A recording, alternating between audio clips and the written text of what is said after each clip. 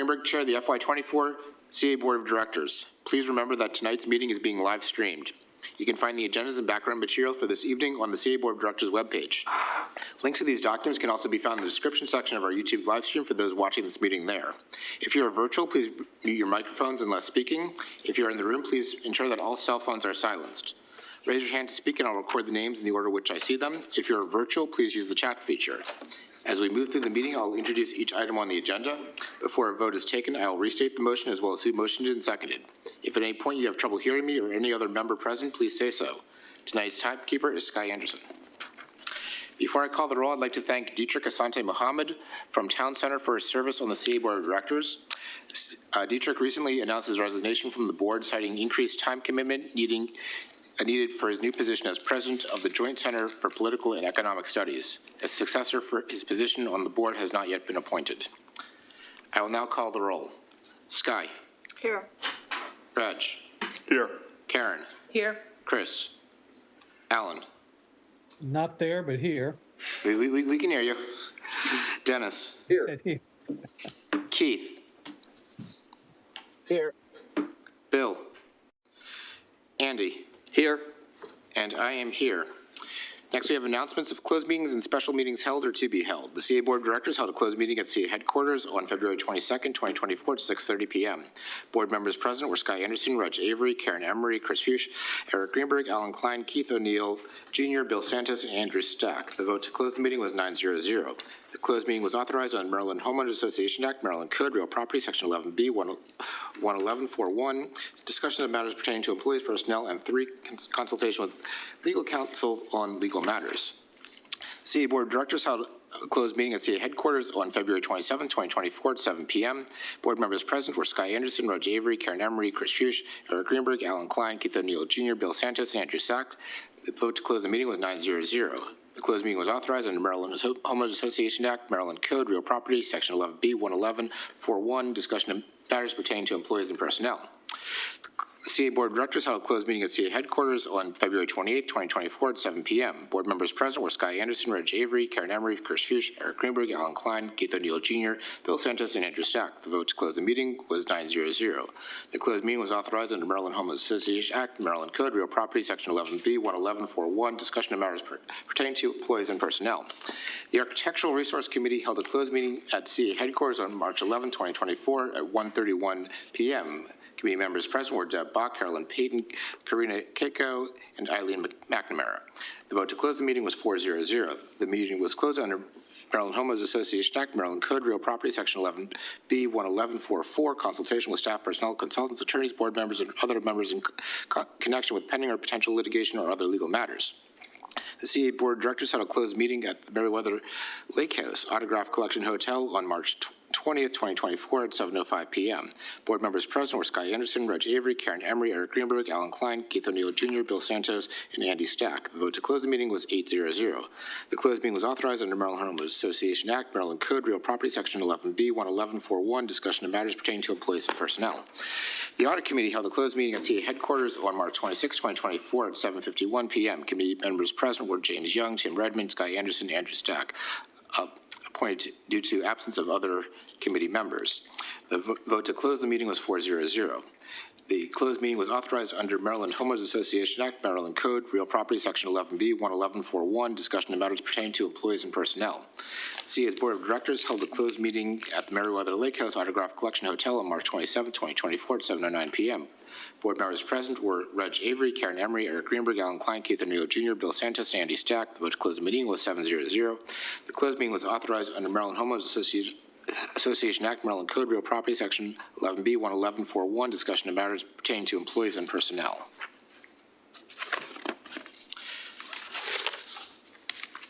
May I have a motion to approve the agenda? I move we approve the agenda. Can I get a second? Second. Are there any objections to the agenda? Seeing no objections, the agenda is passed by unanimous consent. That brings us to the Columbia update. So the best part of the meeting. So the first video was on a Valentine's Day blood drive. This Valentine's Day, CA hosted the first of its kind blood drive at the Supreme Sports Club in partnership with Care First and the Red Cross. There was so much interest from the community and from our very own team members that we had to turn people away. In all, we saw 32 units of blood donated, which is well over our goal. We look forward to hosting another blood drive this summer with the same partners.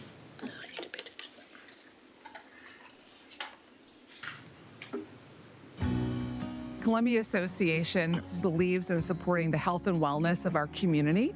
And an important part of doing that is making sure that we're aware of cardiovascular health. During the month of February, we bring awareness to cardiovascular health. And we thought it would be a perfect time to partner with CareFirst, Red Cross, to host a blood drive and share some love with our community on Valentine's Day. When CareFirst goes out into the community, we know that partnership within the community is really important. And so when I think about the values that the Columbia Association has and the values that we have as CareFirst, us working together just made sense. The communities and the organizations that exist here, they're the ones that know what the needs are and can tell us and direct and guide us. Columbia Association is an organization that has not only the partnerships, but the facilities and the team that can support an effort like this. We're not just a place for people to engage in fun recreational activity to build social connection. We're also a place that deeply cares about our community.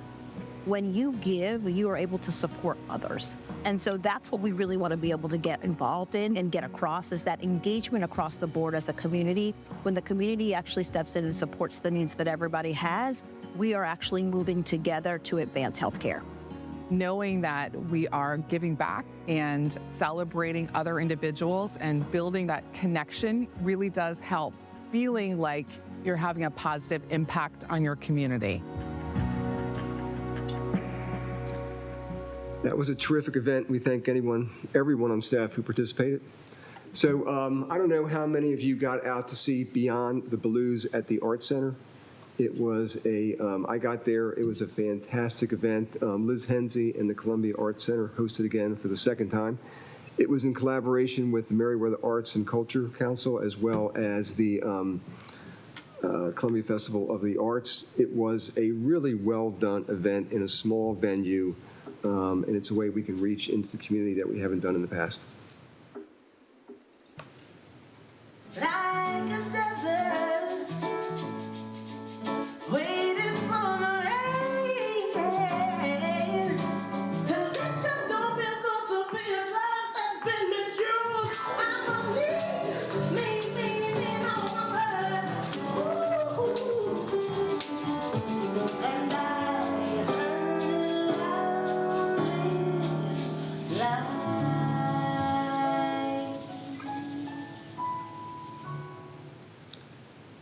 That was an incredible event. It's not that often that you get to sit that close to the artist. It was just really incredibly well done and well attended.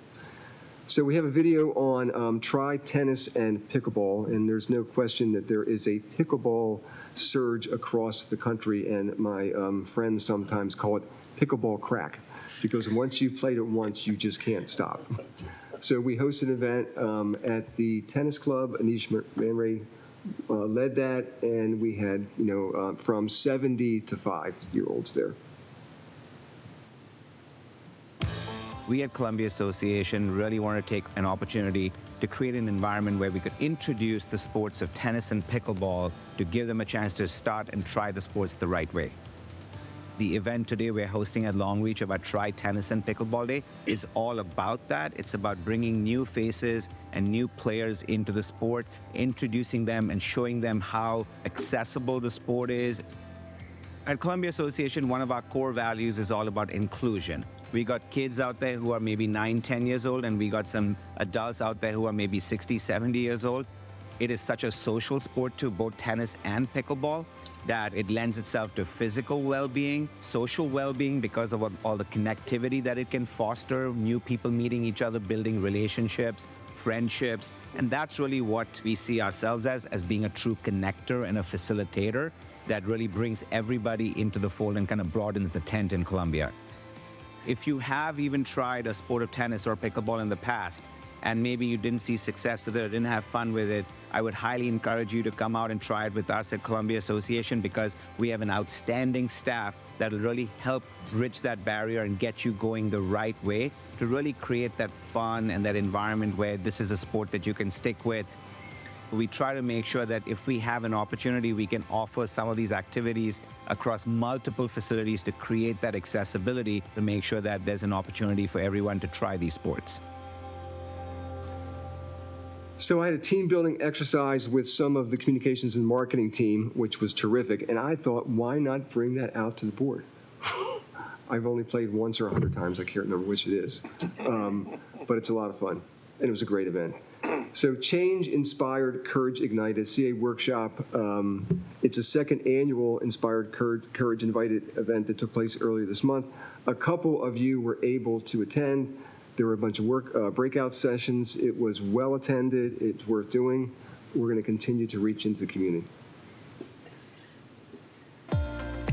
Community is always possible. To find who your community is, to build new communities at any age, at any stage. Change takes courage. Our stories matter, and the more we can come together and share them, I think the more commonalities we can find and the more communities we can build. People may not have known each other, have things in common with other people, to hear what other people are saying and sharing. I just hope that this just really ignites a little bit of something in you, a spirit of wanting to be more engaged, and that we continue to be curious about one another and see where we can build from there.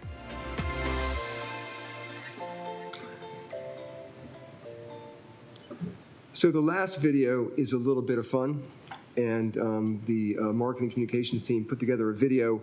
There's one person in particular in Columbia where everyone knows everyone knows his name, aside from the president and CEO of the Columbia Association.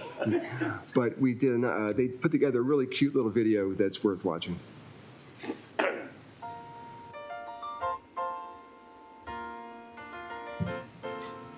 Making your way in the world today takes everything you've got. Taking a break from all your worries sure would help a lot. Wouldn't you like to get away? Sometimes you wanna go where everybody knows your name, and they're always glad you came.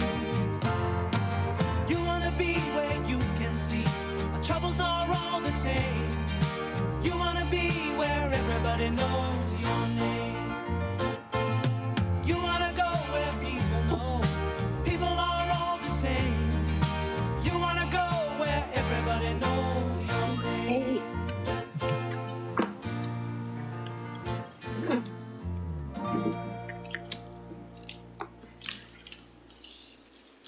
And really, at the end of the day, aren't we supposed to have some fun? Yes. Thank you. So that brings us to resident speakouts. We'll now move on to resident speakouts. Speakers are asked to speak in the order in which they signed up. Speakers are asked to speak in the order in which they signed up. Individuals have 3 minutes for comment. Anyone representing an organization has 5 minutes. Following remarks, the board will have a chance to ask questions. Please mute your microphones if you're not speaking. We'll ask that speakers adhere to the 3 and 5 minute time limits when presenting their testimony, and for board members to limit questions in order to stay within the allotted time period. Our first speaker today is Bob Dover.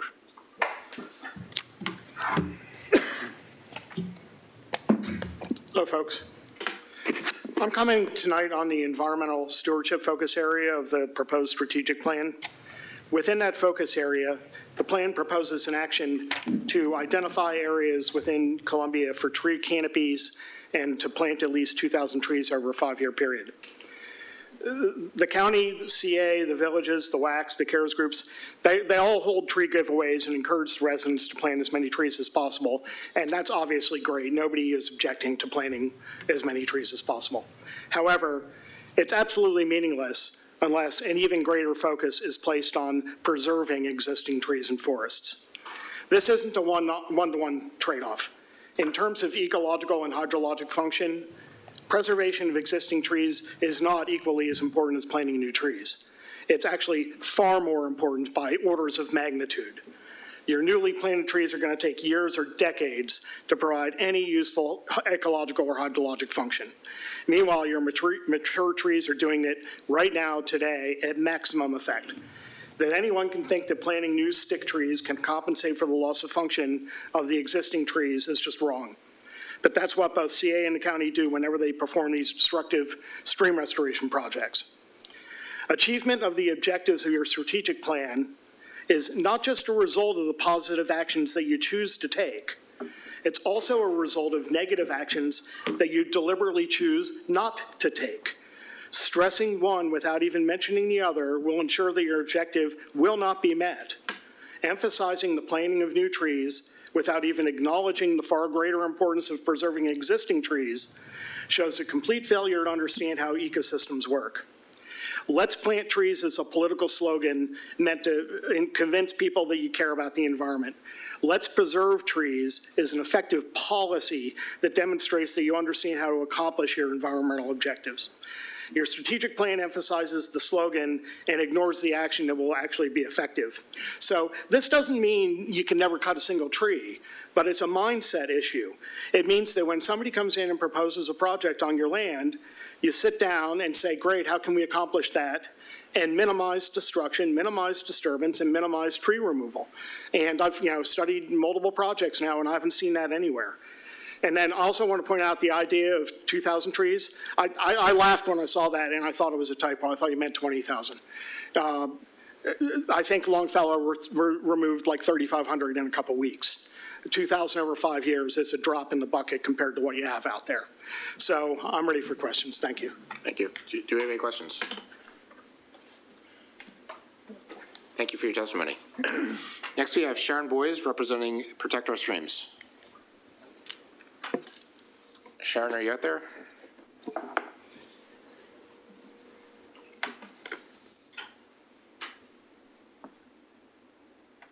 Do not see Sharon. Next, we have Joel Hurwitz. Joel, are you out there? Oh, wait, we got Sharon. Sharon, can you hear us? She's on mute. Sharon, I think you're on mute. Can you hear me? We can hear you. Can I say before my time starts, I hope you can kind of iron that out a little bit. It's definitely not a smooth transition, and I see my time has started. Good evening, board members. Thank you for your time, and thank you for this opportunity. I refer you to my written comments for more about the new strategic plans. I will highlight a few, but first I want to say that Columbia's native stream corridors and ecosystems are invaluable, irreplaceable, and all too finite. Our vanishing forested riparian ecosystems are complex and fragile. Many Maryland streams begin as cold or cool springs and are the headwaters for crucial sources of clean drinking water. Stream ecosystems encompass unique biological communities comprising species which have co-evolved over untold amounts of time to form a healthy, functioning biological community. They also provide critical human services. For example, established forests absorb polluted stormwater runoff. They capture, filter, and retain nutrients, silt, and sediment, and they recharge the groundwater. They are increasingly important during our era of climate change, global warming, and species die-off. Shady forests are the countermeasure for heat islands. They sequester carbon, produce oxygen, and provide critical habitat for birds, reptiles, amphibians, bats, and insects.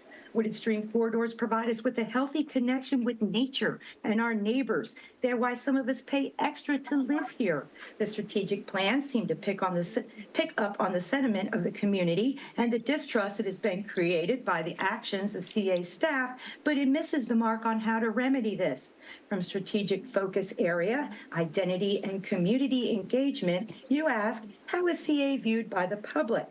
The overall goal of this focus area is to build and maintain trust and open dialogue among CA and the community. CA must first identify and recognize what has changed over time. Columbia had a feel, a vibe, and a look. It felt safe because everyone knew everyone. We looked out for each other. Columbia incorporated natural beauty into everything. It was known for being a leafy, artsy utopia, a community that valued its forested bike paths and wildlife and people. The community had several places to connect with each other and CA. You could see why you paid extra to live here. But CA has done a lousy job of protecting that.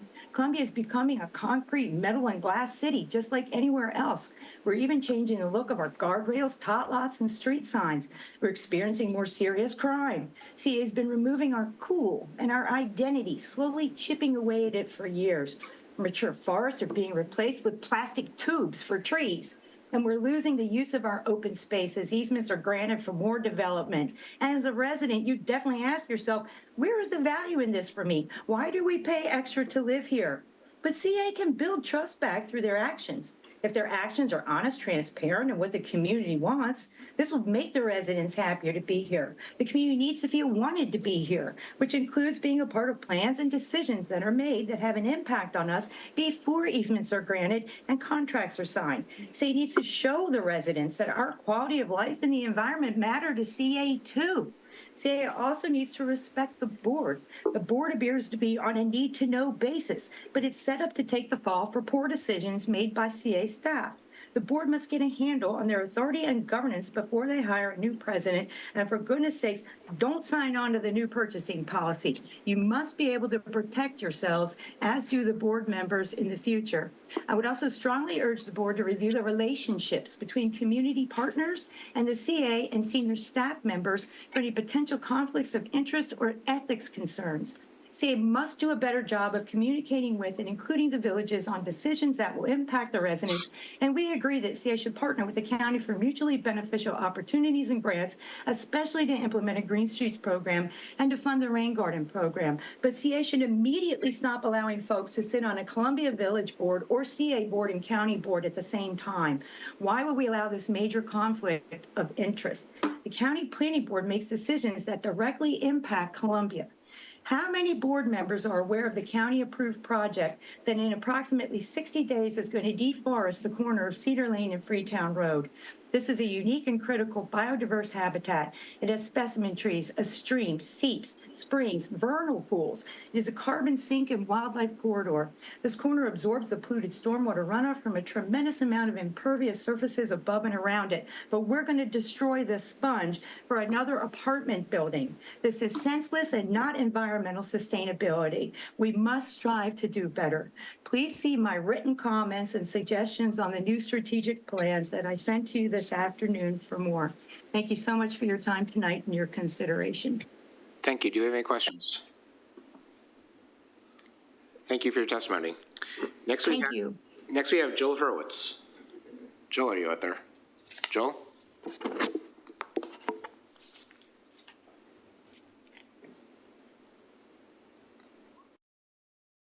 Do you not see, is Joel out there? You not see Joel. Next we have Bill McCormick, representing the Oakland Mills Community Association. Joel's out. Oh, wait, Joel's out? Takes a while. Takes a while. Joel? You're on mute. Joel, you're on mute.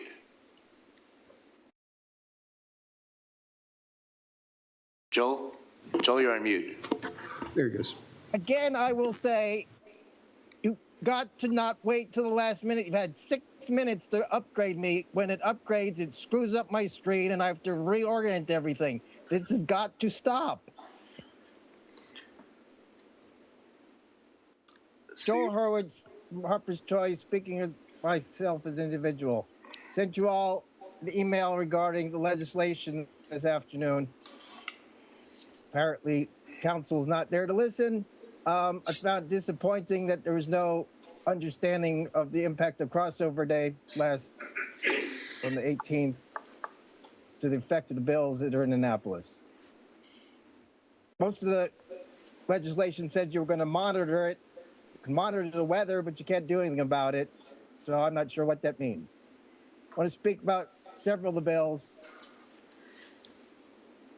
HB 162, Senate Bill 452, which is the amended version dealing with the liability for recreational facilities. Explain how apparently CA is still covered by this bill, or if not, they're still covered a lot. You didn't have any of that analysis in your memorandum. I don't believe the people who wrote the bill understand all of its implications, as I've listened to some of the hearings and read the fiscal note. the membership training bill, HB 793. There's no comment on the amendment that says it consists solely of residential for sale housing, as we have commercial and rental housing in most of the villages of Columbia.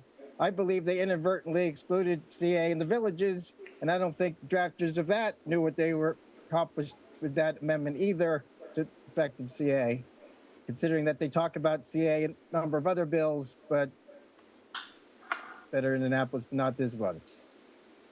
Regarding Terry Hill's bill for police requirements, HB 1452, you disappointingly failed to mention how it's a marketing opportunity, as on page 10 of your draft strategic plan, to share with new residents and tenants what CA is about and how they can participate. So that should have been in the impact on CA.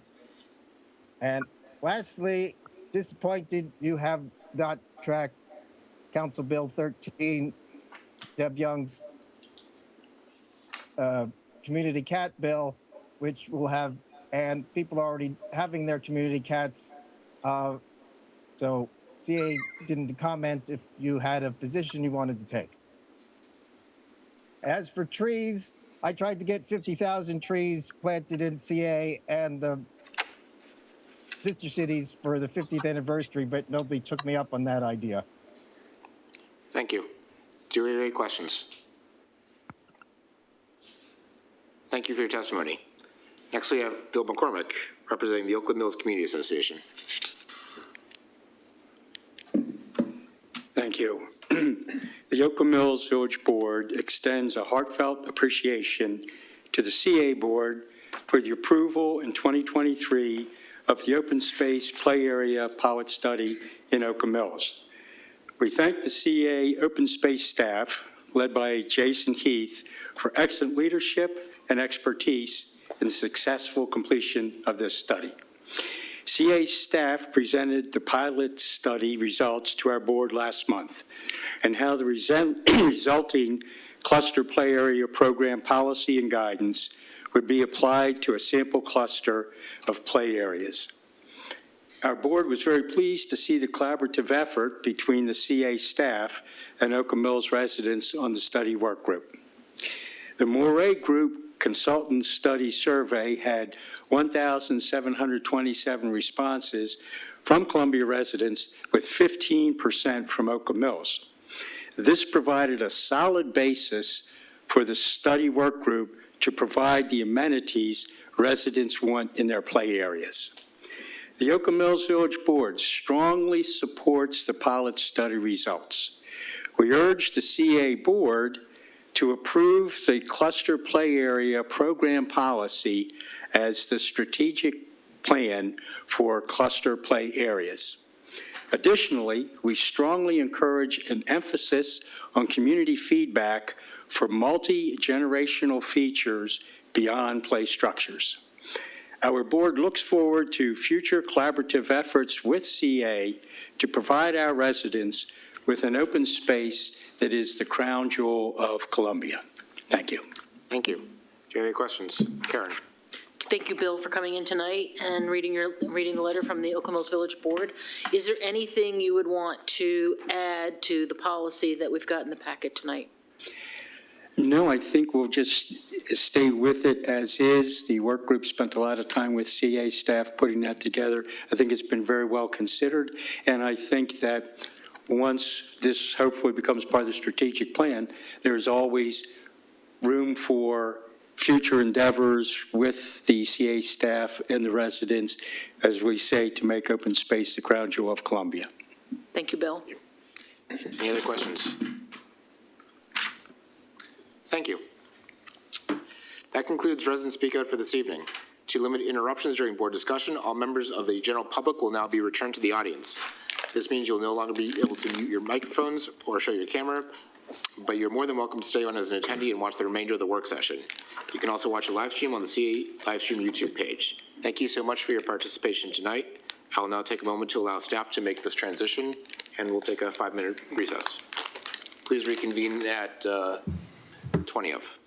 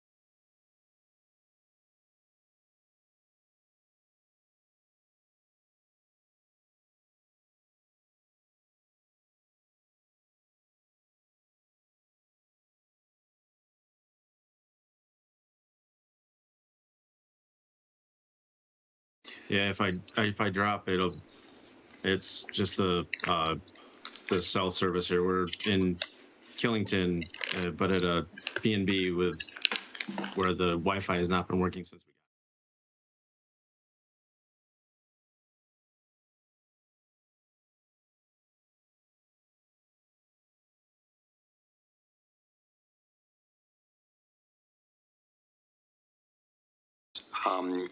The following items are approved by consent. The minutes of the February 22nd, 2024 Board of Directors meeting, the sunsetting of the outdated state policies, and the appointment of the Assistant Secretary of the Columbia Association.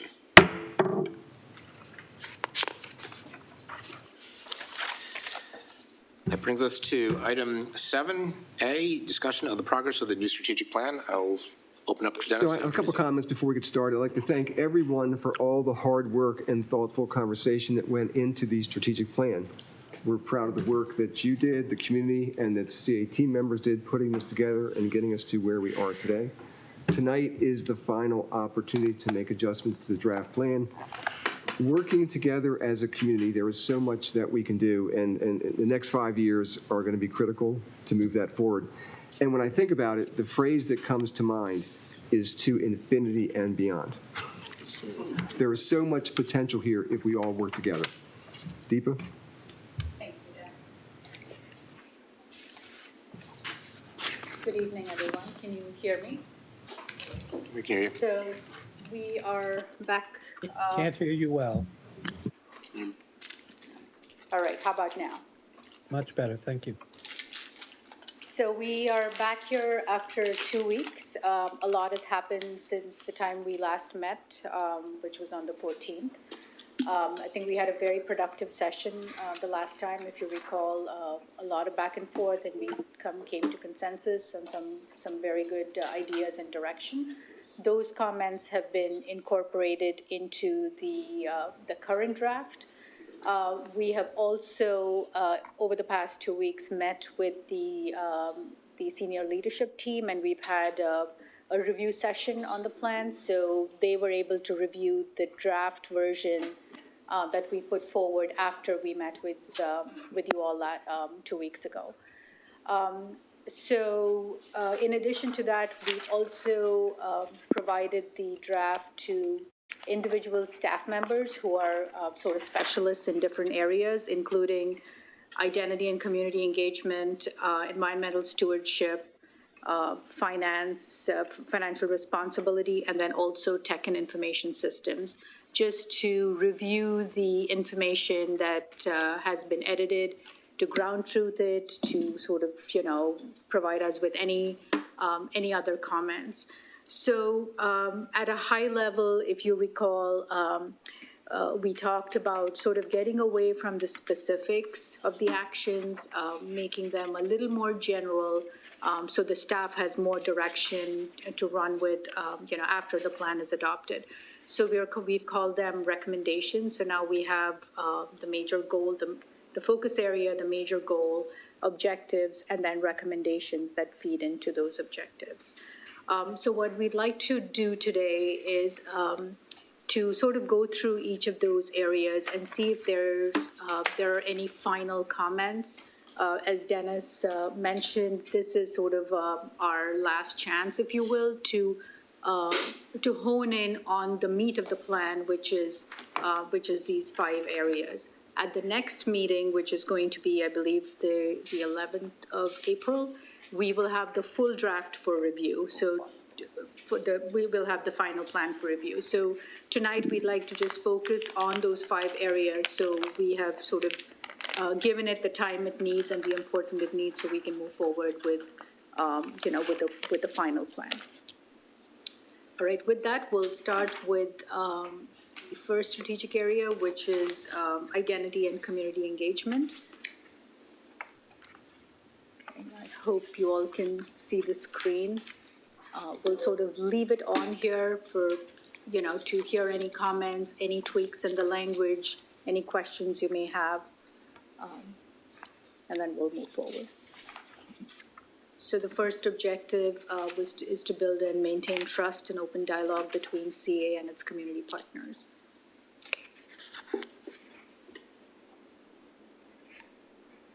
Any comments? I see no comments. All right, moving on. Okay, the second objective is to encourage community participation in CA and Howard County related plans and planning processes. Just the one recommendation there. Any, I'm not, what does CA participation? How does CA encourage its own participation?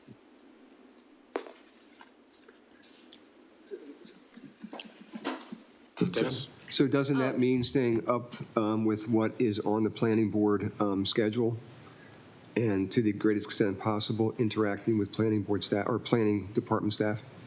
Then my suggestion is the action is participation, not encouragement. So that would be participate in county planning and other advisory committees. Well, there's a limit to how much of that can take place. Susan? I think the context was how much CA could actually force our participation in the county activities. And so it was to encourage that with the authorities that they would facilitate and enable our participation. Take advantage of opportunities to participate. I mean, yes, we can't force ourselves, but we can participate as advocates. We can participate as doing testimony, et cetera, even if we're not on a committee. So is it the word encourage that you'd like to see? It sounds like we're encouraging somebody else to do something, but it's ourselves. So it just doesn't feel like yeah. I guess the question I have is, when we say encourage, who are we encouraging? Ourselves. It's us in that. Right. Yeah, so I see 2 is encourage the community, and I see 2A, encourage CA. Correct. I think it's encourage the county to allow our participation. Would that be more accurate? That's a third version. That's a third one. So I think we need to be consistent between 2 and 2A, determine who we're encouraging. And if it is indeed ourselves, then we should just say participate. If it's another entity, it's encourage. So 2A is intended for CA. Okay. So would you say participate in county planning and other advisory committees? Well, how about take advantage? I'm fine with the language that Alan suggested, take advantage of opportunities. To participate. To participate, correct. Okay.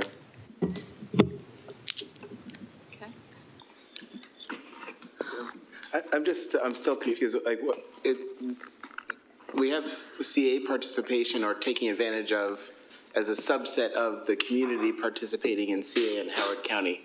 I'm still trying to unravel that. Yeah, I agree. It sounds like that the objects are not consistent. So we still have encourage community participation, and then under that it's CA participation. So it sounds like either one of two things.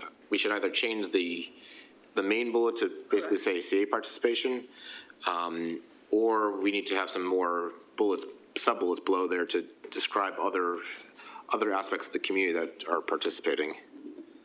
Right, and if we're not that talking along the about lines the you're thinking, Keith? Sky? I'd like to recommend more sub-bullets because when you do outlines, you cannot divide something into one. So there's an A, there should be a B, or incorporate A into the number 2. And sometimes that's real hard to do. I think it could be done with the word and, Sky. I think that's brilliant. Encourage community participation in CA, and take advantage of opportunities, whatever we said, to participate. For CA to participate, et cetera. Works. Are you able to read it, Andrew? Karen? I mean, I really think that this needs to be a more active,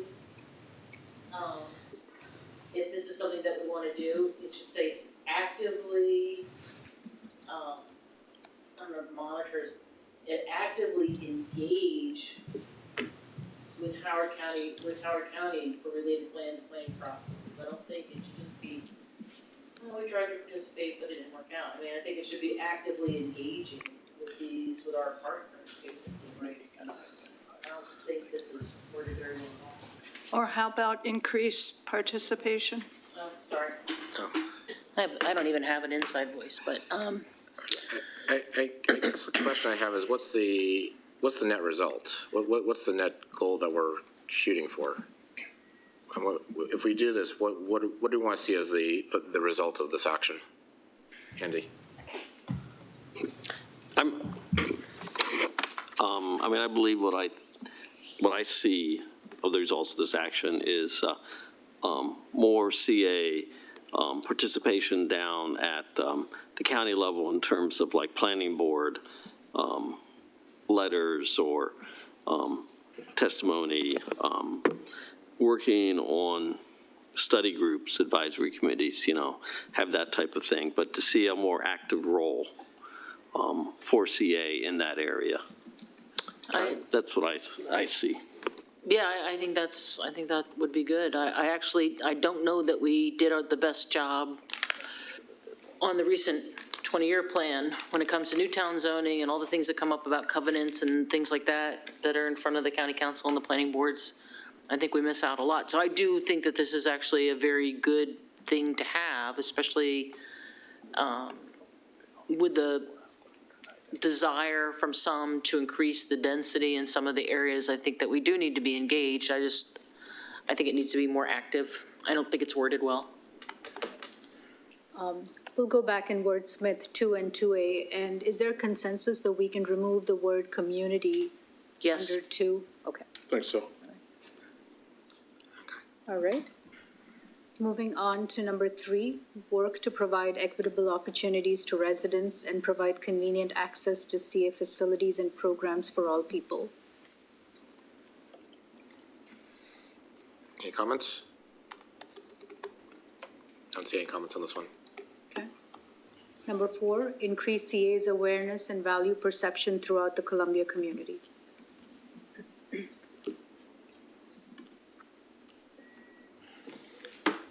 Do we have any comments on this bullet?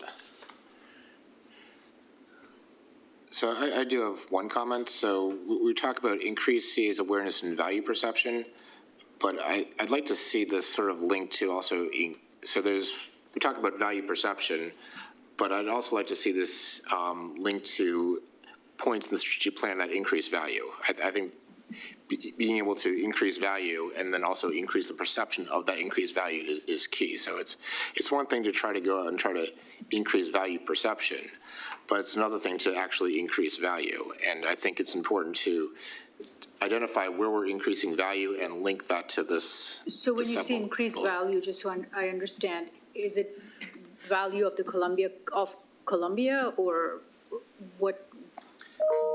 So we talk about in this bullet value perception. And when I think of value, I basically think of how the residents value living here, what value they get out of living here and participating within the Columbia Association. So so we talk about the perception, but in a strategic plan, it's also important to specifically identify where the actual value is being increased over the next 5 years. So how is the strategic plan benefiting the residents over the next 5 years? What are we doing differently in the strategic plan that creates additional benefits, increases the value for our residents? And I think that's a key thing that we need to bring out in the strategic plan.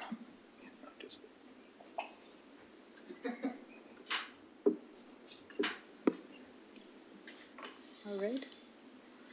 I have a couple of things for this one, small one, I think. 4D, I'm not sure why we are only informing new Columbia residents of our services, programs, and opportunities. So to me, that's a thing I think we have, evidence tells us we need to keep informing people. We can't just inform them once when they're new and then we're done. So I would suggest taking that out or strike the word new. Something with D. And in the main topic number 4, increase CA's awareness sounds like it's our awareness, not awareness of us. Whereas value perception sounds like it's about us. So it may be a minor thing, but shouldn't that be increase awareness of Right. Got it. CA's value or something, CA's value throughout something? Okay. That's clear. Thank Thanks. you. So the only question I had is, how much in the plan do we put our day job? I guess because like maintaining transparency by open CA board meetings, informing New Columbia residents of CA services, programs, and opportunities. Those don't sound like strategic elements. That sounds like just that we need to just check that off and get it done. So I'm just trying to sort of balance what we're looking for in terms of that strategic 3 to 5 year plan when we have things like that seem to be fairly, I don't know. So I guess the question I have, and this is sort of going along the lines of what you just said, is how does this move the needle? I mean, how does this change or evolve this organization? Because these are the things that we generally have to do. We do anyway. We already live stream our CA board meetings. We're obviously going to continue that, and I think we have to do that. So the question I have is, and I think this goes along your lines, Keith, is that how is this advancing the organization? You got a question on it? Dennis? So these moved from action items to recommendations. So these are not these are illustrative. And then when you have, you've made a selection on the president, then you'll hone in on each of these and have action items. These are really illustrative. We talked about getting away from action items last time. So these are just thoughts on what they might be. You might say, look, 4A doesn't belong there. Andy? The other thing too is, you said, we have to stream CA board meetings. The answer is no. We don't have to stream CA board meetings. We decided to stream CA board meetings. And so I like it, actually, that it's in here to just remind future boards that they should continue to stream board meetings. And the same thing with informing Columbia residents and New Columbia residents. I remember years and years ago, there used to be packets that would go out to new residents. There would be almost like a welcome packet. That does not necessarily happen anymore. So to me, it was like, oh, good, we're getting back to some of the things that, we should encourage. And we can, it's a way to work with the villages too, to kind of like a joint effort. So, I looked at these and I said, these are all kind of good ideas, good recommendations that sometimes we did before, sometimes we didn't. Maybe we need to get back to them. Put something, Sky. I had some difficulty all the way through this with the verbs that were selected. Some of the things we're already doing, and I couldn't discern whether we were supposed to increase them or do them because we're not doing them, or continue to do them at the same level. And that was all the way through. Okay. I think initially we had started a few of those with continue, those that were in place already, and then I think there was some discussion to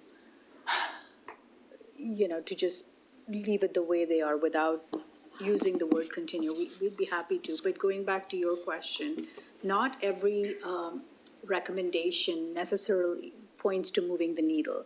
It's some recommendations are just things that have to be done in order, for, I guess, CA to remain true to its mission and vision and so on and so forth. So some of them may not be directly quantifiable.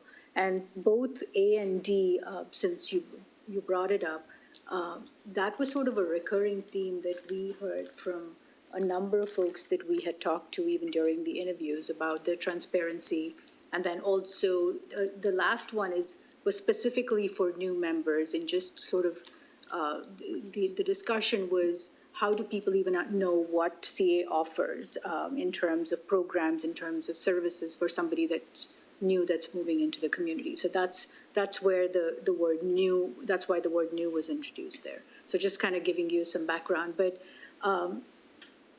I think it would be fine for us to go back and say, continue to on some of these things that are ongoing. It's Keith. For example, would you say continue to maintain transparency? Is that, or strive to maintain? Keith? I think maintain Keith? assumes continue. I'm fine. Keith Go is ahead, the. Sky. I mean, she was answering Sky's question, kind of, so. Okay. I thought she was asking me a specific question. I think maintain includes continue to do. Keith? Actually, I'll hold off until later. Okay. Any further questions on this? I think we can go to the next section. All right. Enhance communication between CA and residents. Any comments on this? I see no comments on this, so I think go to the next section. I had a comment here. Oh, you did? Yeah, if we could go back. So I actually, I want to take issue with the word enhance to build on Sky's theme of verbs that we're using. Enhance is so ambiguous.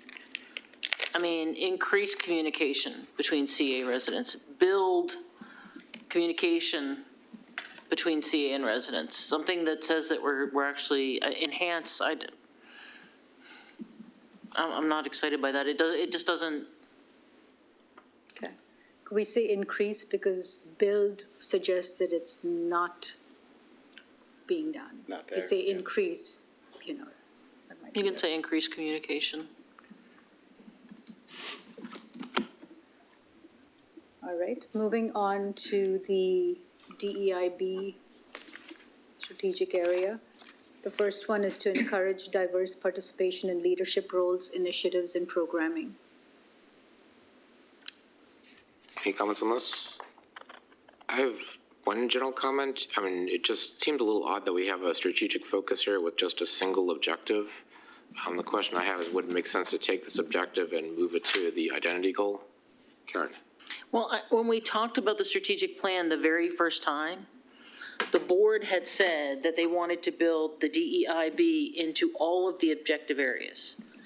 And I'm not sure that I'm seeing that. Like, I would expect there to be some kind of statement in each of the objective statements of the various areas that talked about DEIB. Yeah. And that, I feel, is missing. They are in there. So as we scroll down, you still have that. Like when it says in. They're sprinkled throughout the document in various. Can you go back up, scroll back up to that other one where we just talked about increased communication? So right there, I think number 5, increase communication between CA and residents where marginalized groups, something to the effect that, and marginalized groups are, making sure that everyone's included. That's the kind of stuff that I would like to see. So you're increasing communication between CA and residents, but you're not just talking to the people that come to residents, speak out, or are very engaged with the community, but we're making an effort to talk to those groups that we don't reach naturally. That's what I want to see built into each of these, and that's what I think is missing from the DEIB. I don't want it to just be, what I really didn't want is I didn't want us to have this DEIB checkbox, which was just one area of DEIB. I wanted it to be built into everything that we do so that it's a mindset, the way that we do things, so that when you're working on a play area, you're thinking to yourself, am I including everyone? Does everyone have an opportunity at this play area? How am I taking into consideration not just the wealthy households, but also the low-income households? Am I making sure that everybody's included in my decision-making? That was really what I wanted to see, So in this version, we have both. We have DEIB sort of ideas sprinkled throughout the document, and we have a separate strategic focus area, just to emphasize DEIB, because that is a new strategic area. But we'll go back and take a look to see where else we can sprinkle it through the document, where it makes sense. But we have that in parentheses, right? They will be able to see it. And also to address your comment, on the being only one objective under the strategic focus area, it was decided at the last board meeting. I think we had 3 separate ones with some actions under that, and it was decided to make the second and third objective actions under objective 1. So that's just a little reminder of what we discussed about 2 weeks ago, and we can discuss that going forward. Keith and Reg. Keith? That's what I wanted to bring into remembrance, because we did ask for it to be sprinkled, and I agree, but we asked to also, we agreed that we wanted to have it separate, and then some of these consolidations were there also, so, yeah. Reg? Okay, what Keith just said, just, anything else I would say would be, again, the same thing. So I agree with what Keith and Karen had said. Sky? I think, Karen, what you were getting at is when DEIB is sprinkled throughout, it needs to be more hit people in the face rather than having to go look and think. It should be obvious. It should be in bold letters, with exclamation points, so that people don't have to guess, gee, is this the DEIB one or is that one? Right, so like when we get to the piece on the environment, I want environmental justice to be in there, to make sure that when we're making decisions about what we do with our open space, that we don't just assume that we can take from one because they're lesser in someone's eyes, right? That kind of stuff. So I want environmental justice to be in there. Yeah.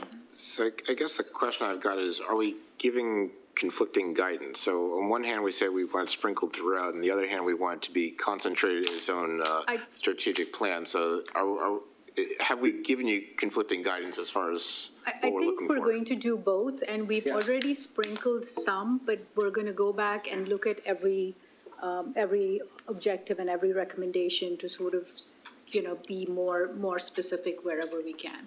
But I think it's important to have it in both places. So let me stop you there and say that when I'm looking at this particular section right here, it looks like it's a throw me. Okay, here you go. Here's your bone. Throw it in. Here you got it. Let's move on, because it's only one objective and recommend and 2 subtopics there. So if this was really our part of our strategic plan, and we really meant it, we'd actually fill this out a little bit more. I'm not sure exactly what we do, but it just seems like you're just throwing us a bone here. We got to do a little bit better with that if we're going to sell this as a strategic plan. So would you like to see more in the other sections, or would you like to have, more objectives under DEIB, or both? Yes, sir. I think what we had decided before is that we wanted to see a standout, and we wanted to see it throughout. Right. Yeah. So we'll just expand on this one section. It just seems like, again, like it's you're throwing me a bone. I want something more than just that. If we meant it, if we mean what we're saying here. Got it. I mean, there is also the option of elevating it in the plan document itself, because the last version did talk about priority areas. We haven't tried to prioritize these. We've just identified them. So it's possible to make it the first section if you'd like. But the things that are sprinkled throughout were elements that we developed through the process, and then based on your guidance and working with staff, kind of moved it back into the other sections, because a lot of these things do overlap. And I think the fact that the recommendations will give staff the leeway to kind of work with you to implement, come up with specific ideas that come up. So I think we can certainly also highlight, we put in parentheses at the end of the ones that we'd identified previously as DIB, but we could also, highlight them more in the text document so that it can be seen. And you can see, we didn't talk about it tonight, but in the intro, we've also explained this. So we can add a little bit more language to that section as well. So I don't think it's conflicting. I think we've worked it through, and we understand your guidance, and we understand it's also pretty complex So we want to make sure that it's represented in that way as well. So I do have one I've had question. my hand up for a while. Okay, I'll get to you. I do have one quick question. So you mentioned prioritization of the strategic objectives. Are you looking for board guidance on prioritizing the 5 strategic objectives, or is this designed to be each strategic objective is sort of equal with each other? I think that they're probably fairly equal amongst each other, because I think as folks who are new to this process, looking at your prior plans, it was talked about in priorities, but it was hard to tell what that actually meant. And so we really focused on the content of it. I think, again, the fact that it's all there, and that we've talked about the difference between recommendations and actions, I certainly, I'm not trying to speak for our team, would be comfortable with what you have. But specifically for DEIB, if you wanted to elevate it, one way to do it would be to put it as the first section. I mean, that would make it right there. And talking about sprinkling it throughout the document, if you look at 4B, that's an example. And we have DEIB in parentheses. So we have that in different parts, but not as much. So we'll go back and add some language. Would you like that to be in parentheses like we have it there? Or would you like, let's say, the word diversity or whatever key phrase we're using? Would you like to see that in bold? What is the... I like DEIB in. I have my hand up, and I've had it up for a while. Alan? Yeah. Thank you. I have noticed those tags, and I'm actually pretty fine with those tags. Whatever letters we want to use, I would not be in favor of any more than 4. I'm fine with DEI. If we want to add B, that's fine. I want to remind us that the specific objective under DEIB came from our previous, not necessarily word for word, but that notion of advocating for diverse leadership, encouraging diverse leadership, whatever the word is, in leadership roles, was something we said we wanted to do 5 years ago. And I would say, given our current membership of the board, we were pretty successful. Doesn't mean we're done. But I just want to make sure we understand that I hear you, Reg, and I don't think that this was a bone they threw us. It may look that way, but it's a bone they took from us that carried over from the last strategic plan. I want to say that I don't want whatever tag we use, DEI, DEIB, whatever it is, I don't want it in bold and exclamation points and underlined, because that to me is performative.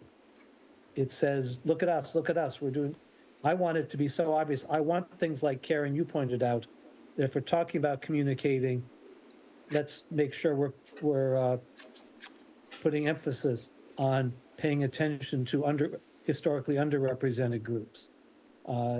Environmental justice, which whether that word's there or not, I think we can do that. But those are the kinds of things, is looking for opportunities to how do we think about diversity, equity, and inclusion in the context of the various parts of our strategic plan. It should come alive within that, not be something we have to hit people over the head with. Thank you. Thanks. By the way, Al, when we're in full presentation mode, for some reason I can't necessarily see your screen, so feel free to just speak up when you want to get in the queue. Any other comments on this? I think we have our work cut out. I think we can go to the next section. Thank you. All right, moving on to the next strategic area, which is ecological health and environmental stewardship and ecological health. Okay, so the first one there is to advance Columbia as a leader in promoting climate change mitigation and adaptation and environmental sustainability. Karen? That is a perfect place to incorporate environmental justice. What number are we on?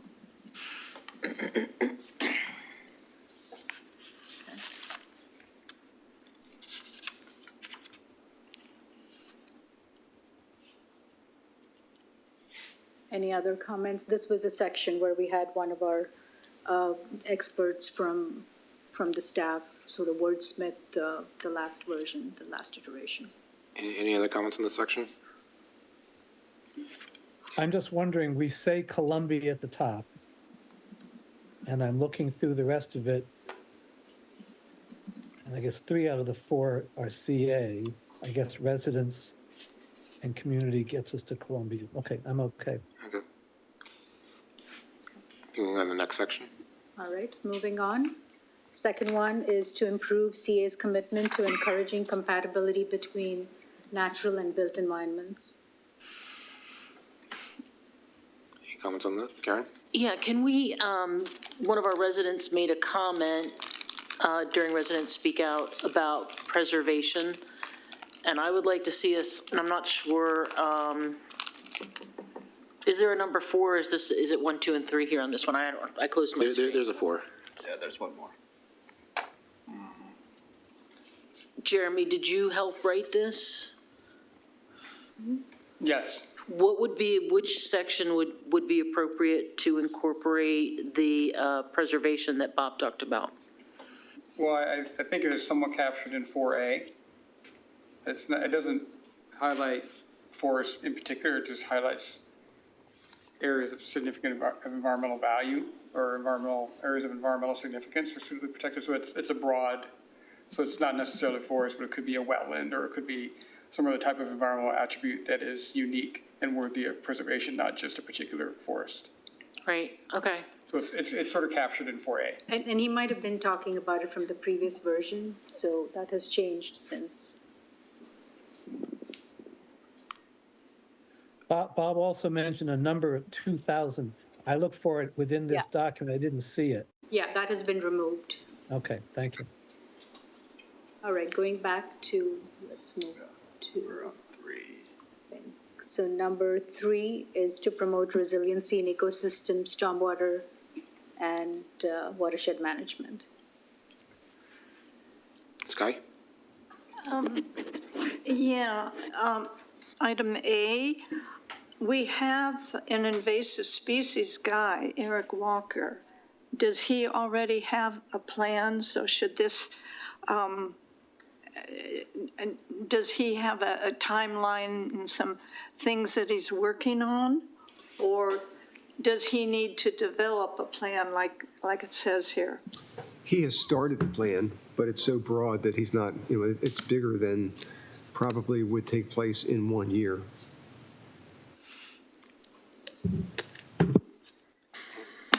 Okay. All right. Okay. C and D are the last 2 recommendations under number 3. Okay. All right. Moving on to the last one there in that category, provide sustainable, safe, accessible, and appropriately developed public open space to meet the Columbia community's needs in an efficient and effective manner. I do have a question on A. What defines an area of environmental significance? I mean, are there areas that are environmentally insignificant? I mean, what does that actually mean? So are those? Well, I think it's sort of a broad catch-all term. So, a particular area could be a wetland area that we have that's a unique ecosystem. So it's a general statement. It's intended to not be overly subscriptive or prescriptive. Any other comments? I'm just curious a little bit, and if these notions are elsewhere, that's fine. I'm not used to thinking of providing open space in terms of efficiency and effectiveness. I mean, obviously it has to be effective. When I think of open space, I think of sustainability and all that. Are we saying that's already been taken care of in the previous elements, and this is about how they're used or how they could be used? If you can repeat that or elaborate on that, I'm not sure we understand. Which bullet are you referring to? The words, the main number 4, the words efficient and effective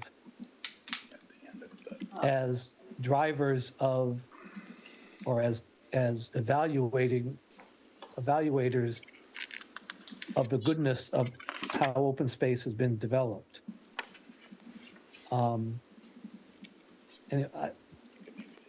End it at Would you suggest ending it at the word needs? Yeah, I'm not sure what efficient and effective manner gets us.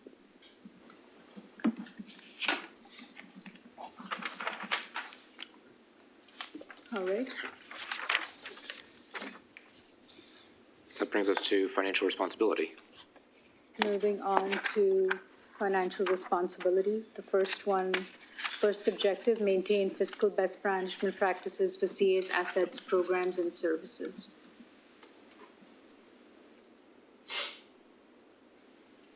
I have a question for Susan. 1C. There's no, and I'm not asking for a number limit necessarily, but put this way, as a nonprofit, is it really our goal to just continually year after year after year after year after year after year endlessly increase CA's net assets? To what end? And how do we know when enough increase is enough? I think the intention of this one was to have CA not operate at a loss, at a decrease in net assets. I see. That's my, but yeah, that's my understanding. Yep. Well, okay, does that mean, and again, I'm trying to learn from you as I always do. Does that mean we should never have a decrease, or does it mean, like, just to pick some numbers out of the hat, if 2 out of 3 years we had an increase, 1 year we had a decrease that was covered by the increases in the previous years, that's within the spirit of this? I don't think so. I think the spirit of this is to annually have an increase in net assets, a positive or at least a neutral bottom line, but not to have operate at a loss or a decrease in net assets. Okay, but neutral is different than increase. Yeah, I just threw that in there. Yeah, I guess I'm still concerned. I understand that really being a nonprofit means nobody personally, gets rich from dividends from our increase in net assets, but to what end, what do we do with these increased net assets, or do we do something with them when we have them? So one of the things that we do with them is reassure our lenders that we are not operating at a loss. So I think the goal to operate with an increase in net assets is important to other stakeholders in the organization. So I think that this was simply to just make sure that the goal, at least for the next 5 years, would be to not operate at a loss. So the question I have regarding this, so there's 2 ways you can increase net assets. You can increase it through liquid funds, or it could increase through increased valuations of property. No, there's one way, and it's through an excess of revenue over expenses. But isn't the valuations of our land and buildings part of net assets? No. They're not? No. So the value of the tennis center is not included in our... Correct. Okay, so where would that be included? They would not show up on our financial statements. The value is the cost and any improvements as added to that on a pure dollar basis, what those costs actually. Okay. I think terminology is what you're saying. It's not the value of the asset, I believe he's talking about. You're talking about the income that we get from the... Yeah, so I guess I just was trying to understand, because I'm thinking of net assets of, okay, our properties, our buildings could go up in value, and you could increase it. If that was part of net assets, you could increase net assets that way. But that's different from liquid and usable funds. So I was just trying to understand how that plays. Should we? So you can scratch my statement. I was trying to explain something that you weren't saying. So The word assets, the word that's confusing. I wonder if we. I want to just correct, so that as Columbia Association adds to its physical assets, that could increase net assets if everything else also kind of supported that. I did want to correct that. But there's not any valuation of CA's assets. The other question I have is we talk about a cash reserve fund for emergencies. Do we also want to have a reserve fund for making sure that our buildings are up to date? So do we need a reserve fund for improvements to our buildings over the next 10, 15, 20 years?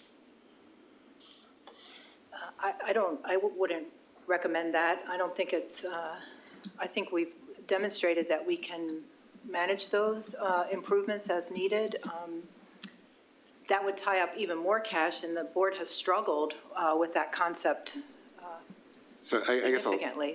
I guess I'll rephrase it a different way. Is there something in here that, there's something in the strategic plan that goes to overall maintenance of the conditions of our facilities? Well, I think in I believe there three, is. in item, Yes. in bullet three, Yes, there's it's several. further down. Okay, thanks. Going back to 1C, do we want to consider adding a phrase at the end of that statement, strive to increase CA's net assets to improve financial sustainability or financial health? Will that? Just to clarify, so to ensure CA's financial sustainability, add that to the end of C, just to clarify. Is that what we're trying to get to? It sounds like it. Okay. It would work for me. Okay. Idea. All right.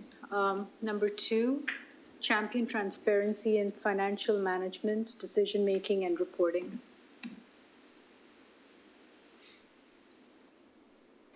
How about B, transparent, rather than champion it? Sounds like we're advocating it for others.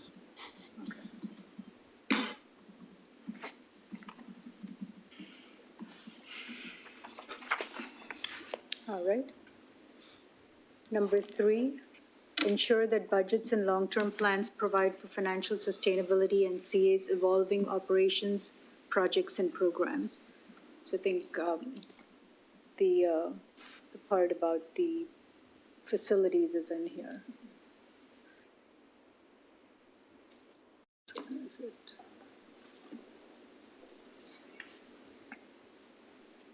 Yeah. 3C, I believe.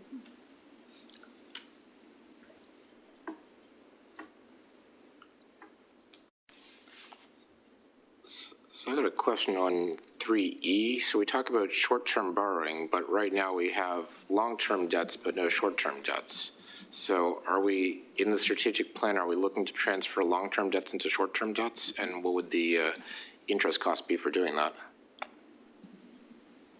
I believe the intention of this one was to preserve or to keep the strategy accessible for using a line of credit for short-term needs, and it does not at all speak to long-term. There would,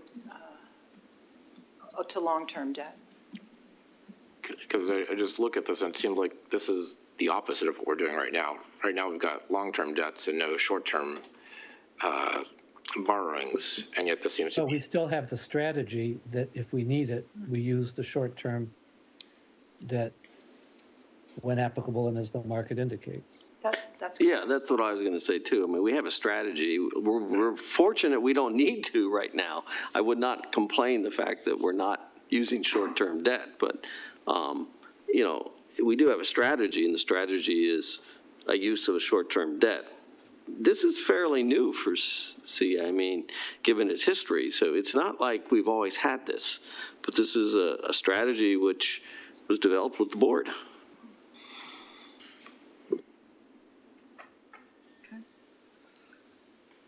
All right. Number 4, explore opportunities to make CA's programs more attractive to residents. Yes. Karen? I mean, could we change instead of saying attractive, can we just say explore opportunities to make CA's programs more affordable?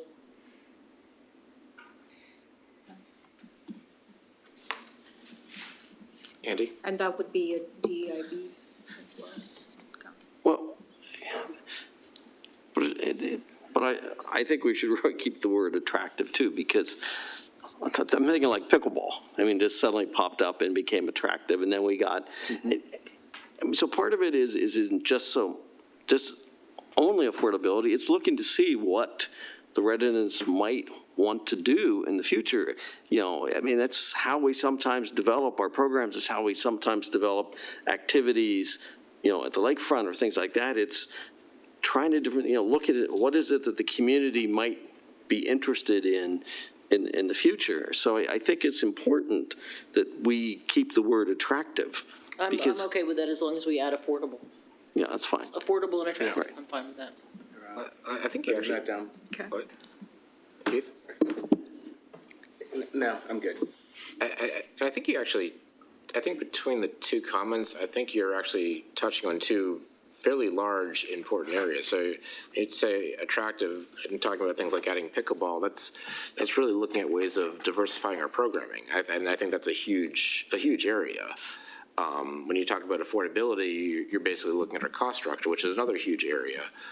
So I think we got two huge areas sort of encoded in a fairly small space here. Sky? To me, attractive includes affordability. If there's something I really, really like to do but can't afford it, it's not attractive. But bring the price down and it's more attractive when it's affordable. I think, I personally would like to call out affordability. Reg? Excuse me. So looking at it, I tend to agree with Karen that we should include affordability. I think affordability needs to be in there because we're trying to tell everyone that, yes, we want to attract our residents, but part of that attraction is also, can they afford it, or what's the affordability of it? So stating both that it's more attractive and affordable kind of gives that overall picture of what we're trying to say here in in our strategic plan. So let me ask you this question, and I think there are two aspects of affordability when we're talking about CA. So we've been talking about a lot about programs and membership affordability, but there's also annual charge affordability, the affordability of just being able to live here.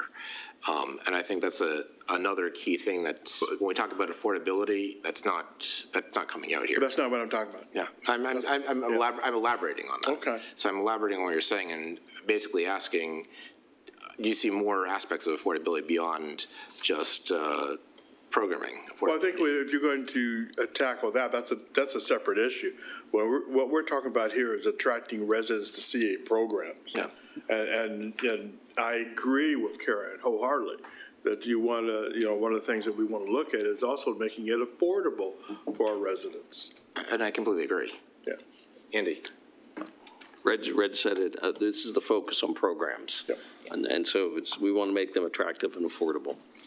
So I guess what I'm seeing that's missing here is, okay, we definitely want to make programs attractive, affordable, but I think it's also important to make living in Columbia affordable. Andy? I think that is far beyond CA's capability. I'm thinking like one of the reasons this place isn't, I'll say, so affordable is because the housing prices are so high. Correct. I'm sorry, there's nothing we're going to do about that. That's not our problem. It's when you talk about making the community affordable for people to live, that's a really different, that's a county estate. It's somebody else's. Our focus is programs. We should make our programs affordable. After all, technically, our rate is capped. We can never go beyond a certain amount, whereas state, county can raise it. So there's a built-in assurance for us, for our residents, that we're never going to go beyond a certain amount. Karen? Yeah, I take Andy's point. So what I would say is that I get what you're saying, and I think that's true. But what I don't see in this section, and Susan maybe can have a suggestion of where to incorporate it, is efficiency. Is that what's missing from here, saying, making sure that we're streamlined and efficient so that residents are getting the best value? Like Andy's right, we can't change the housing prices, can't change all that stuff, but I can make sure that CA is a streamlined and efficient organization, and that falls under fiscal best management. So there's got to be a way to build that in there. And Susan, whatever your recommendation is, how we could incorporate that into one of these. I think it probably falls under number one. But Or number one could be expanded to, the one, the main could be Yeah, expanded to. we could expand to reflect add, that. Yeah, and I also, I don't know, like, I don't know how to incorporate DEIB into the financial, like, how do you state that? But in saying that we're gonna be streamlined and efficient, because we wanna make sure that when people are living here, I mean, like the affordability thing that Andy said, but even if you're a renter, you know, you participate, you feel that you can participate in things, and I don't know how to build that in there, but I feel like that's probably part of number one also. I don't know. We'll take a stab at that. All right. Moving on. Okay, the last one there is to employ inclusive considerations in organizational and financial decision-making. This one is DEIB as well.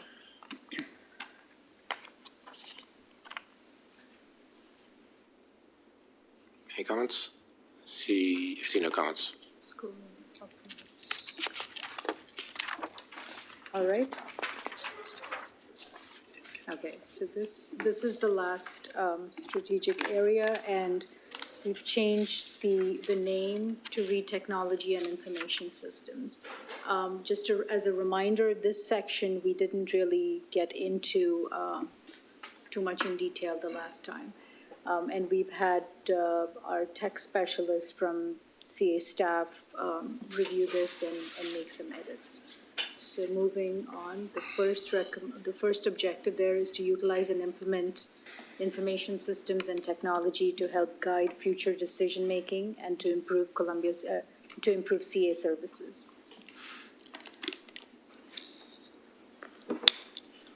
Space emission.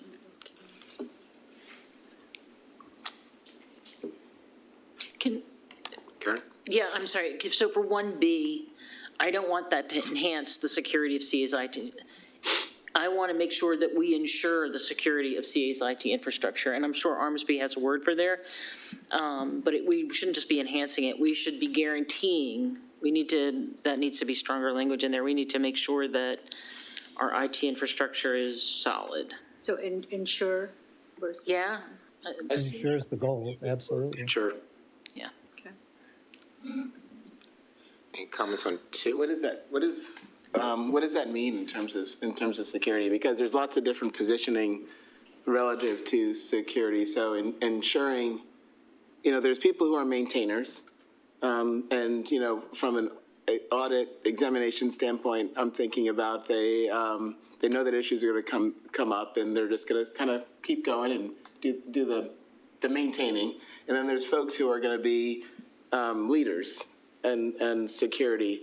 So ensuring doesn't really define for me what position we're taking as CA. Is the data that we have so critical that we need to be leaders in security? Does it mean that we need to be maintainers? And I hope we're not going to be behind the times, but. Well, Establish and maintain, how's that? Establish and maintain the security of CA's IT infrastructure. I hope it's already established. At the risk of with all due respect that I have for you, I think you may be doing what you accuse us rightly all too often of doing. If we set the goal, our goal is to ensure it, then it's up to the experts we have to make that happen in whatever way they feel is most appropriate. Whether that's to be the leader of the pack or the riding the wave of what's current or whatever it is. Karen? Yeah, did Armsby help with this section? Yeah. Okay, so can you go back to him and just ask him how he would like to reword that? Because I think ask him if he, establish and maintain might be better in that section. Mature, if he wants to use words like that. Okay. But enhance, I think, you could just be like, well, I put a lock on the server. Best practices? Right. Yeah, but you utilize best practices, that would be a good one. Utilize best practices for maintaining security of IT's infrastructure. Those are all comments, but he'll know how to word it. Okay. Any comments on number 2?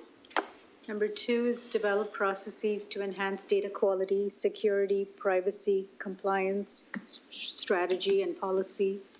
life cycle management, and stewardship. So there's a lot here.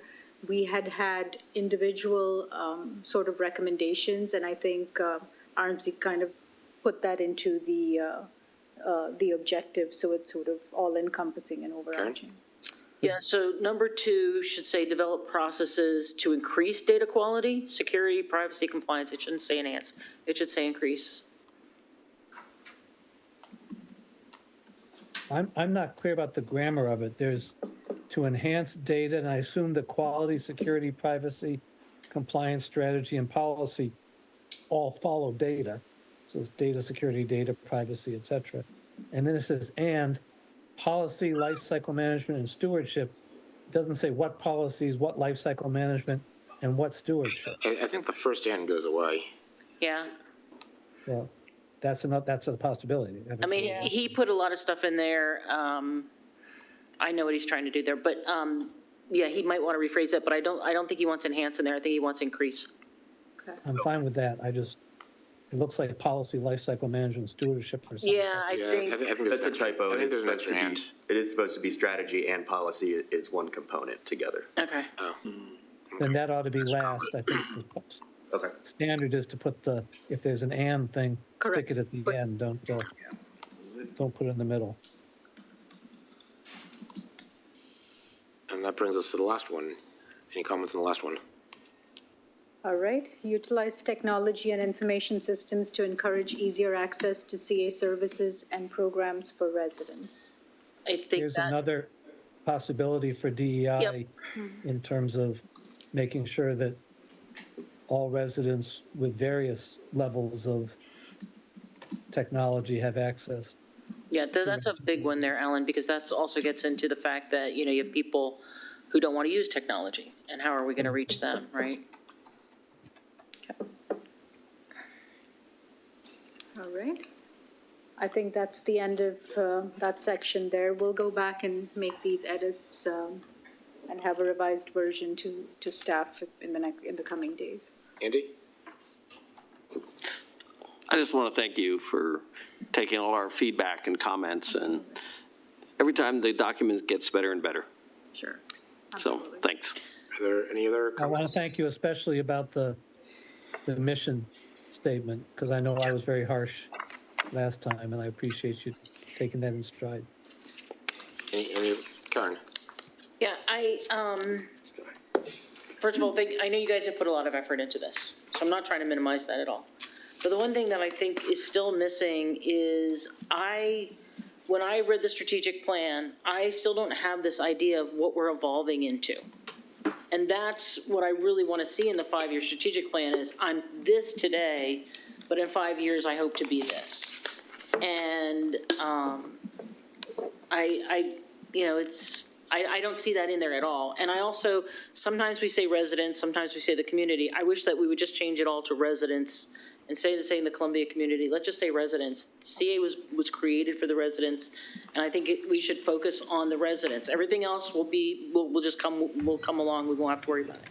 Sky? So, sorry. I take your point, Karen, about the lack of what looks like a big goal, but I think that's a pretty natural result of the process we chose to use, which was to have a staff and consultant-led process rather than a board or a board staff and consultant, because the only ones who can say where we want to be in 5 years is us. yeah, and I think that part is missing. I think that the board's involvement, I wish that our involvement had been earlier on in the process so that we could have really worked through the focus areas and what we wanted to see, whereas I feel like a lot of times we're trying to remaster this. So, yeah, thanks, Al. Sky?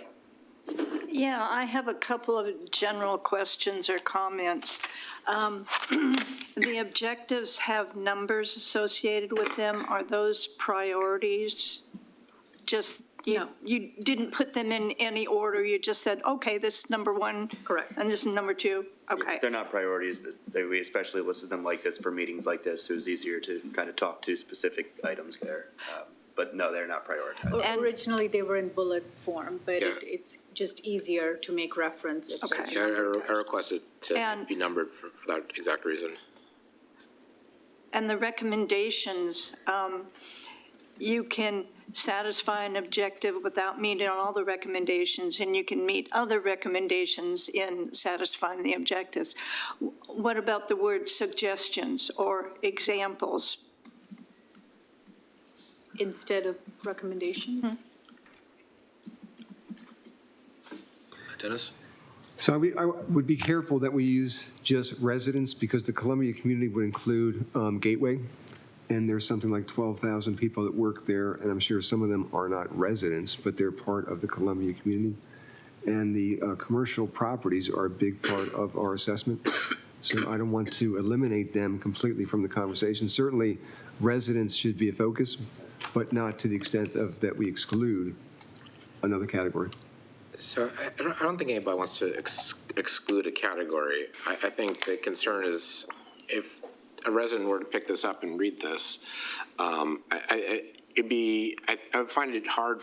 They might find it really hard to say, okay, how does the strategic plan impact them over the next 5 years? How does, if we implement the strategic plan, how does that affect their day-to-day life in Columbia? How does that affect their neighborhoods? So I think it's hard just for a resident reading this just to see that how the strategic plan directly impacts them. And at the end of the day, the residents are the ones paying a good chunk of the annual charge, paying a good chunk of funding this organization. So the question a lot of them will have is, what's the impact? How are we evolving over the next 5 years to provide better benefits, to provide better value to the residents? Karen? And Eric, are you saying that by substituting the word residents where it says community, that would make the residents understand that? No, I was not saying that. Because I thought you were talking in response to Karen. No, it's not a response. It's a general, it's my own comment. It's not a response. So I would just say that, I mean, I understand what Dennis is saying, so I don't want to dismiss that. But at the same time, we give those people resident status, right? Like if you work in Columbia, you're basically treated as a resident. So when we're saying residents, I don't think we're not including folks like that. They have resident status. They can join all our programs and facilities the same way as anybody who lives here, just because they work here. So I don't see that as not including them. And we share everything we create anyway. So why not focus on residents? Keith? Is everyone good with the resident thing? I don't think that just saying residents is inclusive. I mean, just for those 2 cents, because people may feel excluded from that. But I'm switching topics. Yeah, go for it. Go for it. Do we have consensus on? No. Go for it, though. You got the floor. So I have a few thoughts. I think the process was appropriate, but overall, part of the reason why I was a little bit quiet is because I really felt like this is our day job. This is operationally what we're supposed to be doing. There's nothing 5 years in terms of where we want to be or what we want to do or how we want to evolve. It feels just like what we've been doing. And I think the reason why is it's not the process. This feels to me, I got spoken to, and I'm not saying that AI was used in this, okay? So, but I used AI in my work for something, and one of the people that I work with said, you know what that feels like, Keith? It feels like it's a collection of thoughts. It feels like you went ahead and brought all these things together. And when I read my work, I was like, yeah, that's how it felt. It felt like I talked to a lot of different people and I collected all of these thoughts. So part of what I'm looking for, or what I was hoping for in a strategic plan, is this cohesive vision for this 5-year strategy. And you can't get a cohesive vision by getting a collection of thoughts. You have to get a bunch of input from a lot of different people, and then you need to have a singular vision for how you're going to move the organization forward. This plan doesn't represent that to me. We are delving back into those operational pieces, and that's why I struggle with some of the items that I've pulled out. It's like, look, even the cash reserve hold business, that to me doesn't belong in a strategic plan. That's financial management in terms of how you want to manage your books and things like that, right? That's a policy that we decide to move forward with. That isn't strategically something that I aspire to do in the future or where I want to move things. So, And then when I hear things like best practices, that also kills me too, because I'm not building best practices into my strategic plan unless we're really far off from that. And then that becomes a goal, right? If it's going to take me 5 years to get to industry best practices, then we put that in there. But if we are doing best practices and we just want to continue doing best practices, that doesn't seem like a strategic item for me. So I appreciate all of the work, and I was careful and kind of quiet along the way because I really do appreciate how this has gone. It's like 20 different visions, 20 different groups and people coming together to collect all of these thoughts, and there really isn't a cohesive vision of where we're going. That's really ultimately how I feel about this, and it truly isn't to knock the work. It just feels like you're trying to manage your constituents, right, and put like everyone said, hey, I want this thing in here, so we're going to get that thing in here. And then the board sits around here, and we all disagree with each other and say, we want to get that thing in here. And Alan, I really believe that it shouldn't start with the board. I think it's the CEO, and is going to listen to the board, and then is going to come back and tell us, based upon what you heard, based on what I heard, this is where we're going. This is what it looks like. So. Well, we missed that conversation, Keith. Right. We tried when I sat here, and I think Susan was talking about the budget, and we tried to start with the strategic items so that we can take it back. And I think part of what's going on here a little bit maybe is because, we're in this process of change of leadership. So what is that, what is that long-term vision going to be? And I'm wondering if that's playing into this process a little bit. Reg and Sky? Okay, so I actually agree with you wholeheartedly. I think you guys did a great job. I think you did a wonderful job. My day job is the federal government and the military. So I've done strategic plans, and it didn't have that feel of a strategic plan for me. And I thought, okay, it didn't because I'm military, and that's why I didn't get it. But then listening to all of you, I thought, okay, maybe I'm not so far off. It's a good plan, but it's just, it doesn't have that feel of where we're going. How are we getting to that spot out in the future? Where, and maybe it is because, maybe, like you said, maybe it is because we're looking at, hiring someone as a new leadership position. Maybe that's it. Maybe we just, really don't know what to ask in the way it should be asked. But I just don't get that feeling that we have a goal out there to, say, hey, this is where we're going. This is what we're trying to obtain. And that's why it kind of falls short for me. Sky? Yeah, this might be able to be resurrected by a few strategic paragraphs in the beginning that explain. And I think the 4 questions are, where are we now? Where do we want to be? How will we get there? And how will we know that we're there? And Keith, are you advocating doing a completely new and different strategic plan for the next term of board of directors? Because I've heard that in the community. Yeah. So I believe that this is a great collection of information. Okay, and so I don't think that the work has been inappropriately done. But I don't believe that putting paragraphs in the top is going to solve the pieces in the middle that we're trying to provide direction for. So I don't want to just keep on adding and bolting on, because that's the problem of where we are, is we're adding and bolting on, and everyone's got their own opinion, and a lot of it truly is operational. I mean, if we all feel as a board that this stuff is aspirational in terms of where we want to go, I'm really concerned about our fiscal responsibility and our maintenance and, all of these things. Yeah, we want to maintain buildings. Come on. If that doesn't feel really strategic to me. If we said we want to, redesign we were talking about playgrounds and tot lots. Those types of big ticket items in terms of revamping the entire strategy around how we are going to implement play areas and so on and so forth to make it intergenerational and blah, blah, blah, blah. Those things feel like things that are going to be tough to get to, but we're going to work on them over the next few years. Maintaining our buildings doesn't. Maintaining our playgrounds doesn't. So I got a question. So Reg, you mentioned new leadership, and we are certainly in that process. So the question I have is, how important is it for the next president and CEO to have their thoughts, their imprint on the strategic plan? I think it's important. Can we, maybe what we want to do is move to table this till the next term, till the next board term? Any thoughts on that?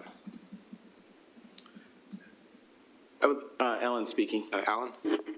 I'm not sure, say more, Karen, what that would do for us, because we run the risk of however many of us are not here, and then we might have to sort of restart the whole process. Is that what you're suggesting? Yeah, I mean, I guess that is one of the possibilities. I think I agree with Keith in that we have a collection of really good information. I don't think it would be that hard of an exercise to do, but it just seems, I don't know how we're going to get what we want in the next couple weeks. And what we're missing is, several people have now said it, is we don't know where we're going. Like, we've got a plan that basically is, it's a maintenance plan. Yes, it's a maintenance plan. It doesn't say I'm this today, like what I said earlier, it doesn't say I'm this today, and in 5 years I want to be this. In 5 years, I want to see an increase of residents participating in programs and services, that CA is going to evolve so that, I don't know, I don't have any ideas off the top of my head right now, but I don't have that clear vision, and so I feel like we should maybe step back from it and try it again next year. Well, I can give you an example, like take the play area, that we'll be discussing later on tonight. The vision there is we want to expand the play areas to not just appeal to 2 and 5-year-olds, but to be appeal to 2 and 5-year-olds, 5 to 12-year-olds, a broader range of demographics. So how do you redesign our entire play area system to appeal to a larger group of residents, not just the 2 to 5-year-old category, but all kinds of residents, all kinds of interests. And I think that's where you're going, is that type of strategy. I think that's all right. And I agree completely with Keith and Reg and Karen who've spoken, and others who have spoken about it. I'm wondering, though, given where we are in the calendar, in the leadership search, if we'd be doing a disservice to the next CEO and the next board if we just dropped it, that maybe, and would not have been my favorite way to go, that maybe we need to say, this is what we've got. I wonder if it's too late, Keith, to have the conversation or conversations we need to have that should have happened at the front end, have it happen at the back end, and then that will inform the then board and then CEO as to any modifications that might need to be made. But we got to have something. Keith? I don't, Sky put her hand up afterwards, so. I don't feel like we would be losing anything, honestly, because like I said, this feels like our day job. I think we do a fantastic job running CA. When I say we, not the board, right? The professional staff do a fantastic job running CA. Most of these things are almost taking credit for things that are already being done. The CRM, the geolocation, all of these things are in process. So it's not like we're really giving any significant direction to staff. The team is going to continue doing what the team has been doing because it's cool stuff, but it's not, the board isn't doing anything material to say, hey, I need you to work on this thing and move us along. This is all things that are kind of already happening. It's, like I said, day job. So I don't know that not having it is going to create any difference in how the organization operates. Our last strategic plan, we didn't follow it, and the CA continued to grow and improve and do everything really cool anyway. So that we did it for 5-10 years or whatever, despite our strategic plan. So you're saying we don't need one? I don't know that we need this one right now. Is what I'm saying. Sky. 2 things. Can we operate the next fiscal year without a strategic plan, or should we extend the current one an extra year? And secondly, the strategic focus areas, this is for you, Keith, would be the strategic goals and aspirations. The objectives would be tactical and the recommendations would be operational. Can I answer that? So the comment that I had last time, I remember there were 4 items in one of these categories in particular I was bringing up. And what I was going to say, and I pulled back, is I never said that there shouldn't be any actions. I thought that some of these actions were operational and they needed to be taken out. And then there were 2 other items that were, to me, were, those were true actions in terms of, like, you know, how we're going to move things forward in a material way. So I can't buy into the hierarchy that's been created there, because I believe that the hierarchy is weaved in throughout the whole document. It's not clear like that for me. I think there is a danger when we get too operational here, because the board's been accused in the past of being too micromanaging. And when we talk about operations and we get down to details of how we're going to borrow, getting down to that level of detail, the board's going to take interest in the strategic plan naturally, because that's what's in front of us.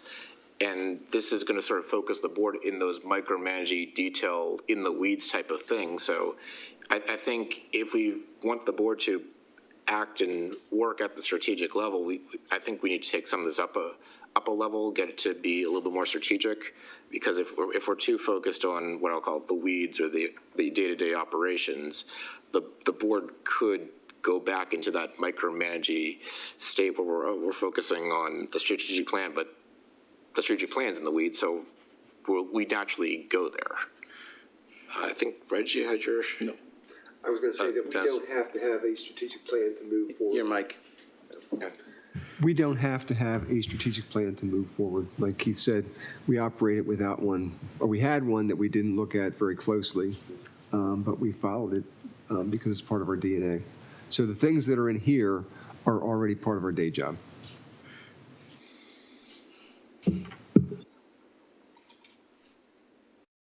So would you, but, and the last strategic plan was sort of similar. Yes. Any last comments on this agenda item? Do we want to make a motion to table this? Is that? Right now, there's no motion on the table. Right, I'm just saying, that's what I'm saying, is everybody want to make a motion to table this then? I'd still like to see the final work product, because, you know, to get through that piece of it. I don't want to just table it where we are. So we could reconsider, we could get the final work product, that would be in 2 weeks, and look it over in 2 weeks. That makes sense for everyone? Yeah. Okay, cool. So that brings us to the next item on our agenda. Thank you very much. Thank you. Thank you. Thank you. Thank you. That brings us to the next item on our agenda, CA policies. B1 is the proposed revision to the CA's purchasing policy. You want to introduce that, or have Susan introduce it? So the memo from last week or 2 weeks ago is back in the packet. It's really for the board to discuss, and if they have any questions, ask those questions. So are there, Susan? There is a change, one further change from the last time. So there's 3 things. The one is the audit committee's recommendation to clarify that the policy applies to the board. The second is the staff request to increase the competitive bid limits from 10,000 to 25,000. And the third was to, in response to a board member asking for clarification or a change to a section related to addendums and change orders. So that language was changed as indicated. So there are three adjustments now. Which section is the third change? It's section 4C of the policy. 4 new C or? 4 new C. Okay, 4 new C. Okay, cool. Thanks. Got it. Keith, can I make a motion? This is actually for discussion because it's a major policy, so we got to vote on it. We do 3 readings. Okay. But if you want to discuss it. Nope.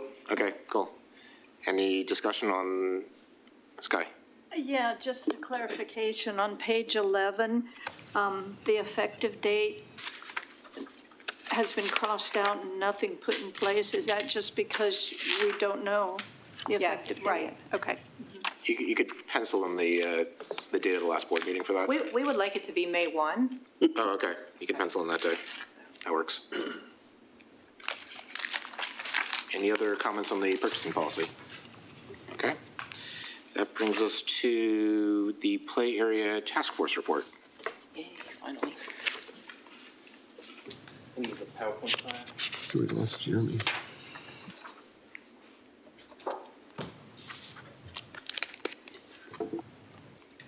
So I don't think most of you know Jason Heath. He is the, directs the CIP capital improvement projects, which is pathways, tot lot, bridges, tennis courts, basketball courts, pickleball courts, other play areas throughout Columbia.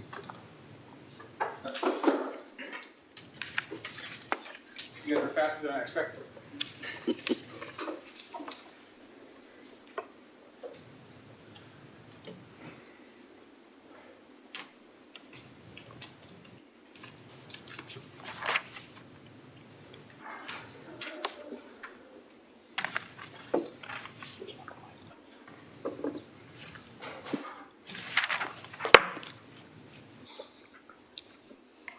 A lot of PowerPoints being pulled up. I wanted to take a moment to thank everybody on the work group.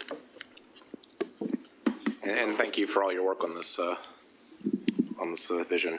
Yeah, everybody in the work group put a lot of time and effort into this. Yeah, I just want to thank Jason. He and the group, Casey and everybody did an awesome job. So we really appreciate everything you guys did. So thank you. Thanks.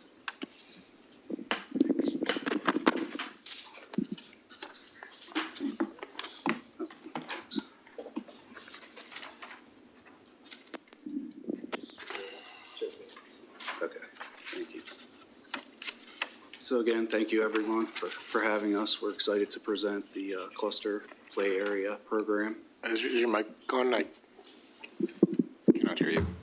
Yeah, I think it is. I'll move it closer. Sorry about that. Thanks. So this presentation is a version of what we showed to the Oakland Mills Village Board.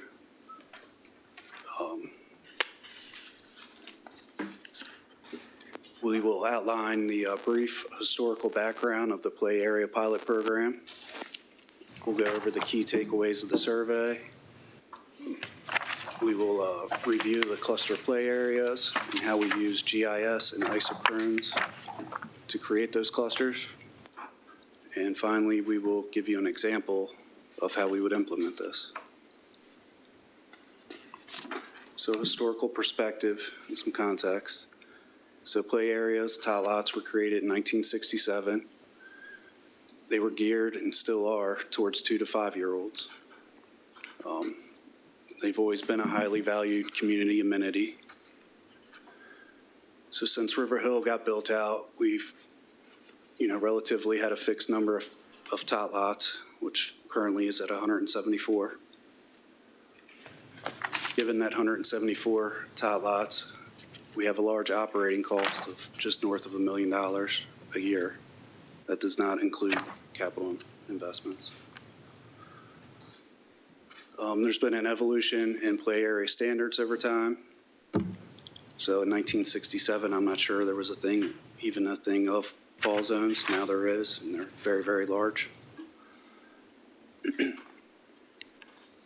So a few years ago, staff and the board recognized the need to reimagine play area management practices to optimize the number of tot lots and amenities. The board then passed a resolution to establish the work group to work with a village, Oakland Mills, to reimagine CA's play areas.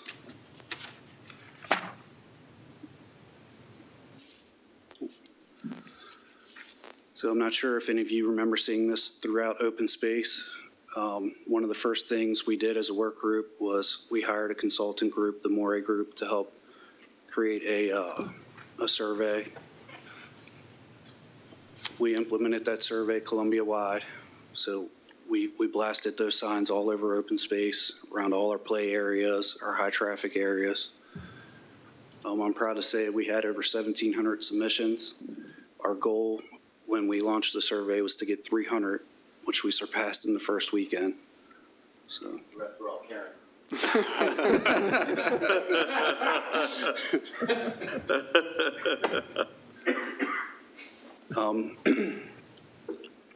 So once we got the survey results back, there was a broad consensus that there was the right amount of play areas in villages and in Columbia as a whole. The overall, this is something staff was very proud of. So the overall satisfaction with play areas was high. Cleanliness, safety, and equipment quality were key factors influencing satisfaction.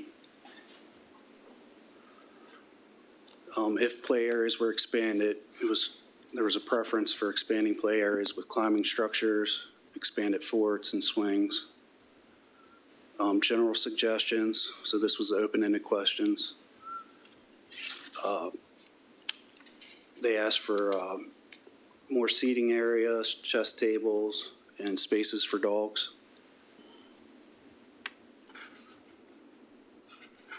So respondents expressed a desire for play areas to serve a broader age range. So again, our existing play areas are 2 to 5 year olds. It was made clear to us that they wanted 0 to 12 year olds at a minimum.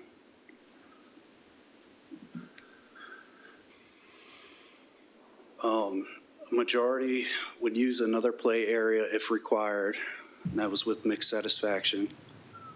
So if a play area were to get repurposed, people would be willing to travel to another one. Part of that would entail, the quality of the alternate play area. So to sum up the survey, there was a high level of satisfaction. The proximity to play areas is critical when choosing which play area to visit. There was a strong affinity to the current number of play areas. Desire to increase the age range served by adding climbing structures and seating areas. The survey confirmed that a 10-minute walk to a play area is acceptable for most respondents. The current average is 7 minutes. One of the slides we took out also noted that people were willing to walk up to 18 minutes. Once it got above 18 minutes, they considered that too far to travel to a play area.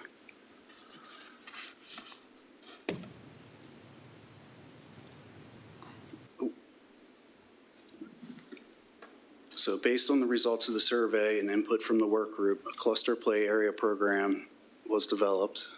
The main goals of this program were safety, opportunity for enhancement, improvement, sustainability, equity, feasibility, and economy.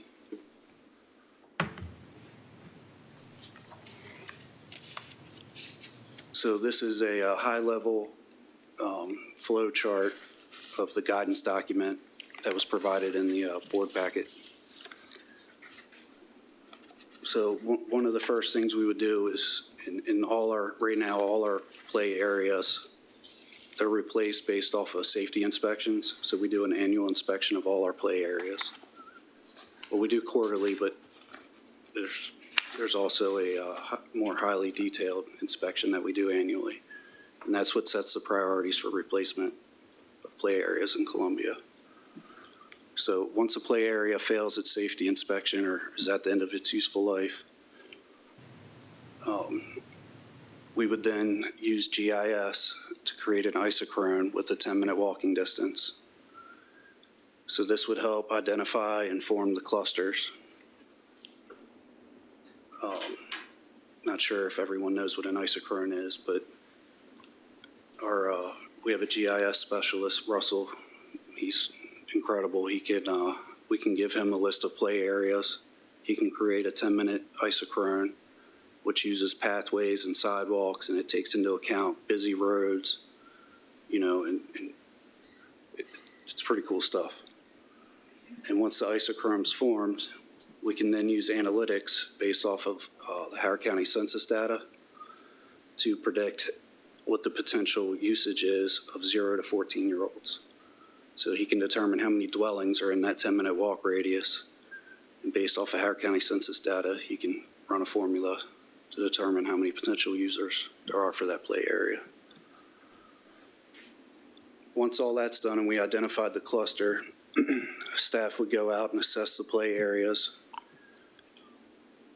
And, you know, when we go out, so we take a look at topography, access,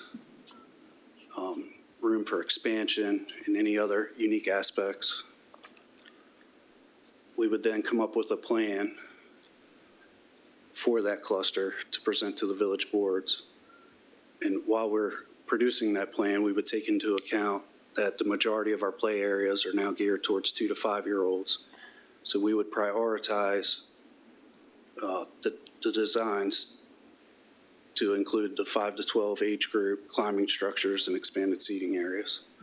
So that would help expedite diversifying our play areas. So another thing the work group did was we identified minimum standards for a play area. So if a play area can have a fort, a seating area, and a swing, which accounts to about 1,550 square feet, we would recommend to that village board to repurpose that area. So this could include seating areas, picnic areas, pollinator gardens, reforestation, you know, things along those lines. And again, we would coordinate with the villages and make sure we were getting public input throughout this whole process.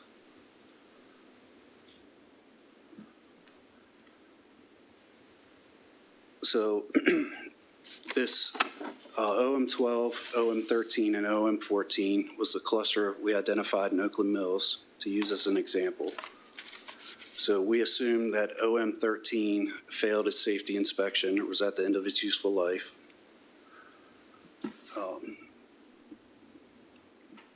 So once that happened, we would work with Russell, our GIS specialist, and he would create the isochrones you see here. This gray area and this pink area represent the overlap or duplications of service.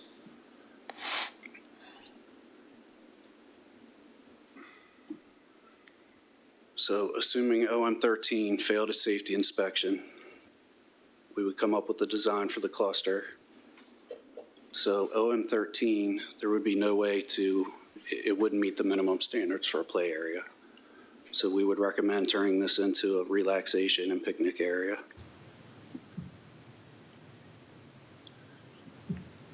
After we took a look at OM12, given the topography and the trees and the canopy cover, we determined this would be the best fit for the elaborate climbing structure. And OM14, we determined would be the best fit for the 5 to 12 play unit and other amenities. It's important to note too, that when one fails its safety inspection, that doesn't mean we're going to replace all the ones in the cluster. We're only going to replace the one that failed its safety inspection. We will have the plan in place to replace the other ones once those reach the end of their useful life. And that brings us to the end of the slideshow. Thank you. This is really cool. I'll open up to questions. Although my first question is, so you got the isochrones that take into account GIS data, and you can actually look at what residents sort of live within those GIS isochrones. So are you actually able to take all that data and actually almost tailor design a tot lot or a play area that best meets the needs of those residents based on the demographics within that isochrone? So it's all based off of Howard County Census data. So right now, the best that Russell can do is narrow it down to 0 to 14-year-olds. Drilling down deeper than that would be very time consuming. And so that's pretty cool. Yeah. Because you can, from there you can actually say, okay, here's an area with kids, here's an area with more adults that would want something that's more adult friendly versus more kid friendly. So that's really cool. Yeah, absolutely. Any other comments? Sky. Yeah, I have a stupid detailed question. One of the suggestions that people made were more spaces for dogs. Do you have any idea what they mean by that? They mean mini dog parks that are fenced in? There were some respondents who were asking about dog runs, unmanned dog runs. I'm not sure that would be feasible or practical for our situation. So when reasonable, we might look, and if it's requested by the village board, we might look to put, an area to tie up a dog that's close to the play area so that, somebody doesn't necessarily have to worry about their dogs and their children at the same time. And it would be used on a first come, first served basis. But we wouldn't actually create a fenced in dog run per se. I can't imagine that. Dogs who saw little kids playing would get hyper and excited. The only thing I could imagine might be some agility equipment like weave poles and of course the dogs would have to be on leashes and teeter-totters. Yeah, I think we included that. It's a representative of the breadth of commentary we got from the community on the subject. The feasibility is an entirely other question to explore. Any other questions? If we're done with the presentation slides, could they be taken down? So, are we done? Yes. I can see Alan. One other question on the GIS isochrones. Are the isochrones designed so that they don't cross village boundaries, so that they all remain in a single village? No, we thought so there's a lot of overlap. So we think it's important to look at Columbia as a whole, not just per village. So like Oakland Mills and Owen Brown are right next to each other. And there could be a play area in Owen Brown that's 15 feet, I'm exaggerating here, but 15 feet away from one in Oakland Mills. So I guess the concern there is within the policy, we talk about taking the plans back to the villages. And so if you have an isochrone that crosses village lines, then you're basically involving multiple villages into that decision. So that's I'm not saying it's a good thing or bad thing, but it could add an extra layer of complexity. No, that's a good point. That's something that we would have to negotiate then with both villages in terms of if there's a cluster boundary that overlaps multiple villages and there's a concept plan that's developed, we would absolutely engage both villages simultaneously on any planning for that. are we going to be talking next about the actual policy and so on, or and we're just now talking about the presentation? Yeah, so the policy that's currently in the packet basically is a distillation of the recommendations for the cluster play area program. So that would be what the board would be voting on as a policy. If my grammar is correct, cluster replacement policy point number 2 has the wrong complementary. And it's clearly a typo, but it doesn't mean we're going to compliment everybody and say how good they are in the policy. So I think that's compliment with an E. So I think the intent there was, to make sure we're including and diversifying each cluster. Exactly. So they complement each other. That's COMPLE. We'll fix it.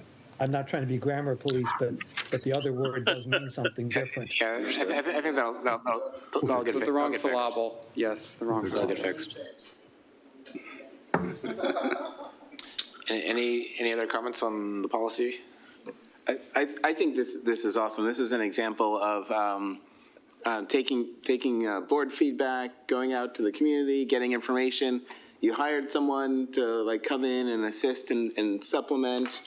You came back with some thoughts and recommendations, and then there is a little bit of contention that may come from a decision like this because we're moving in a new direction.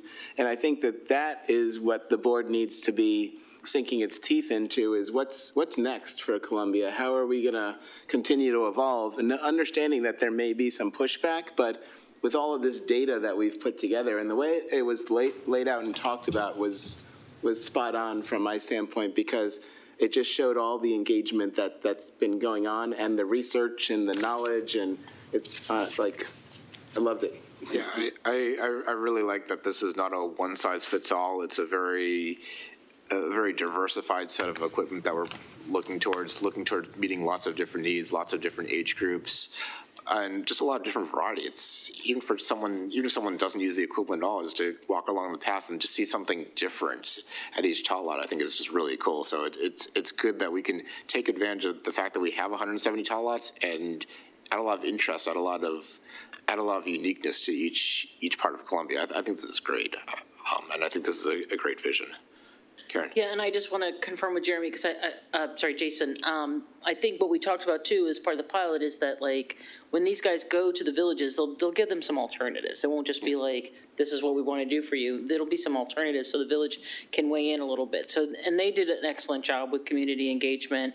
There were a lot of people that came to the meetings for the pilot, and Jason and the team did a really good job taking everybody out to look at play areas, talk through things. I couldn't go on one of the play area things, but they did a really good job. I think this was thoroughly done. Dennis. And I would like to personally thank Jason and Jeremy, because this half-hour presentation is the result of hours and hours out in the field and nights with residents. So thank you. Alan. Yeah, I don't want to repeat everything Keith said, but I 100+% agree with everything you said, Keith. And we would just add that part of our job as the board then is to deal with the pushback and I know that we can't always, elections happen and sometimes we can't, but, anytime we take something away, quote unquote, somebody's going to be upset. We need to be the ones to champion this and champion the process that happened and show how the whole community was included, that this was database, that this was part of a strategic vision and plan, and not just a whim on the part of staff. I don't see this as taking away anything. I see it as evolving things, as just making things different. Somebody's tot lot is going to live past its useful life. It's the past. You've never been a stick a new structure on it. What? Stick a rascal on it. It's not going to be my tot lot, though. That's exactly it. The isochrone for Kings is really big, really big.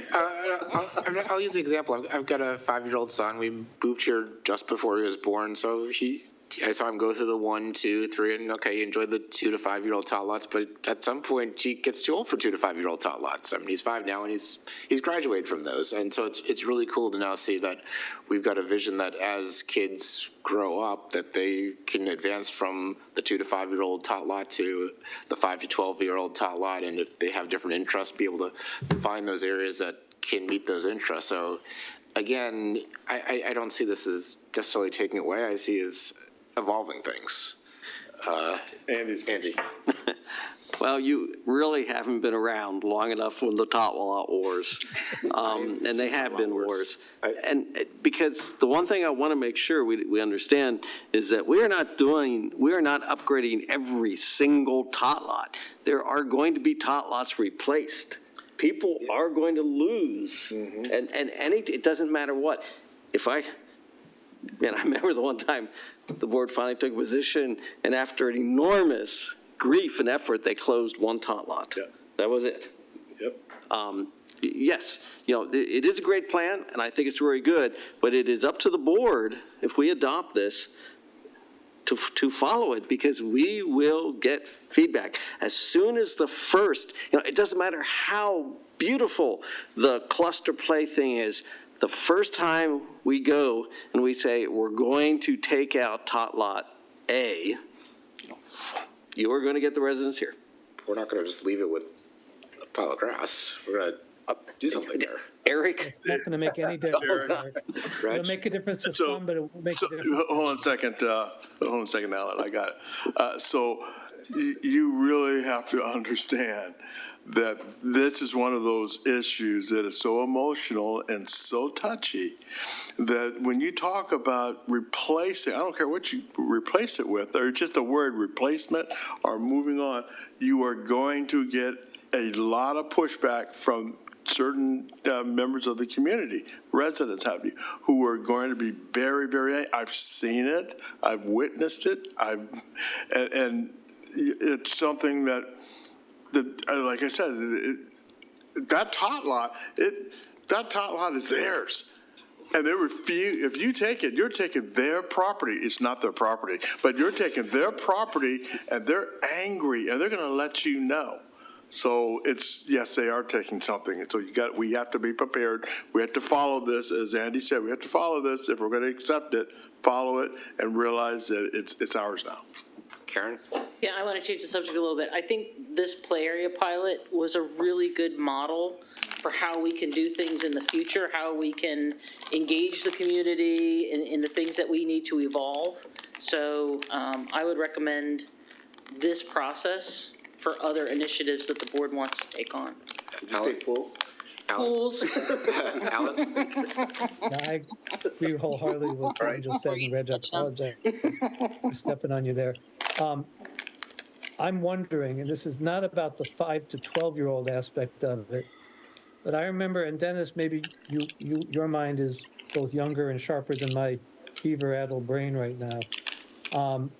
There was a tot lot or a play area, and I think it was CA's. It might have been developments. I think that you and I walked through once a few years ago that was becoming a hangout for teenagers that was problematic. And I'm wondering, and I'm not proposing blowing up this whole policy, I think this is wonderful. As we think about creating areas of attraction that are for older people, are we at all concerned about that kind of thing, that there'd be a sort of a negative spiral of if way older people came in, older teens, that would in effect run off younger ones. And I'm a big proponent of teenagers, so I'm not saying that all teenagers are that way, but I know we had one tot lot kind of area that had that problem. Dennis? I was going to say that the some of the tot lots are already great teen hangout spots. It's in it's in a dark area in the woods. And when I was a teen, it was a great spot. I looked for that. So yeah, and there's something called defensible architecture that we try to use when we build stuff. But it's really hard to find something that's attractive to. Like the relaxation area with the bench and table and that's not also attractive to teens who are there at night. And we're certainly not going to light them, although that has been suggested that we light tot lots. But it is an issue, and I think we have to address it on a case-by-case basis. That's great. Okay, thanks. Yeah, I'd like to nominate Claire's Forest in Hickory Ridge as the first one. And we actually got rid of 2 tot lots in Clemens probably 15 years ago, and there's another one that I'm sure you're aware of in Claire's Forest that is at a dead end, and I'm sure that's on the list to be decimated. So Sky's giving up all the tot lots in her village. Does that mean the rest of us get better tot lots? That's right. I mean, yeah, I'll second that motion. Thank you, Sky, Yes, for the Sky. sacrifice. Thank you. Any last comments? So I just want to thank you all for your hard work on this, and definitely, I think the key to making this work is the process you followed involving the villages, getting that feedback, understanding the needs of the residents, and I think that this is a good step forward. Can we make sure this goes up for a vote in the April 20 something I think it has to be in the meeting? last one. Agenda. Just make sure Yeah. that it's up. Does it have to appear in the agenda next time? Yeah, technically, it would have to, you'd have to make sure it's on the work session. Right, agenda. Both Yeah. sessions in April. I mean, we don't have to discuss it, but at least be So on it. at the next work session, we should basically focus on discussing the actual policy, making sure the policy is ready for a vote on the end for the April meeting. Yeah. So that's sort of the way ahead. So next meeting at the work session, we'll focus on the text of the policy, make any edits to that during the work session, so we can vote on that at the April meeting. That brings us. So thank you. Thanks. That brings us to the last item on the board discussion, 7C, emergency cash reserves. I'll let Susan introduce that. So this is now the third time that, third year in a row, I guess, that we would be coming to the board to ask you to consider adding $3 million to the emergency cash reserve. So as some of you know, in April of 2021, the CA Board approved an emergency cash reserve policy that was the first time in CA's history that such a reserve existed. So the plan, it was clear that it could not be funded to the extent that that the data indicated it should be, and we're doing that over time. And this would be an incremental funding. It was something that was identified in the budget, it's not the first time that you've seen this as a proposal. And this is a risk-based cash reserve planning. It's not just a matrix. Thank you. Yeah, so I do have some slides that are essentially what's in the packet, but if Just scroll. Nope, just the scroll. yeah, let's do it. At the first slide? Oh, thank you. So, No, not. Here you're on slide 3. You're off. oh, I got it, I'm sorry. No. I'll just drag it down here. Nope. Technical user error. So I don't even know that I need to do that. Like I said, this is in your material. So there are 4 elements of the plan based on the risks that were identified. Operations, being able to adequately fund some measure of operational needs. We are just doing 60 days of cash on hand. You know, a lot of other entities use numbers of months. The villages have 6 months of cash reserves. That's extreme. That's a lot of money for CA. That would be $33 million, and I don't know that the organization has the appetite or the need to do that. We looked at the annual charge and the potential of declining property values. I did lower those variables because it appears that the valuations are more stable than we had projected when the policy was set up in 2021. Another impact on cash and the organization's liquidity would be whether or not the line of credit would be renewed. The next renewal date is in FY26. I think the likelihood of that is low, but we did factor that in. And then for legal and insurance measures, this is mainly to account for the deductibles on the lines of coverage that are significant. So there are about $19 million, $19.5 million of deductibles that or retention. The impact of that would be significant but the likelihood's about 40% that we would need that. So that's the approach. This is the 3rd year. So next year, the board should take a look at this policy. That's what the policy says. It'll be reevaluated every 3 years, and it would be good to do that. There's also an annual reporting requirement to the audit committee, and we've been doing that every year in the summer. So any questions or any discussion of that? Karen? We're funding the emergency cash reserves as part of our normal budgeting process, right? We are at this time. Okay, and is that money sitting in an account somewhere? It's segregated from all other funds?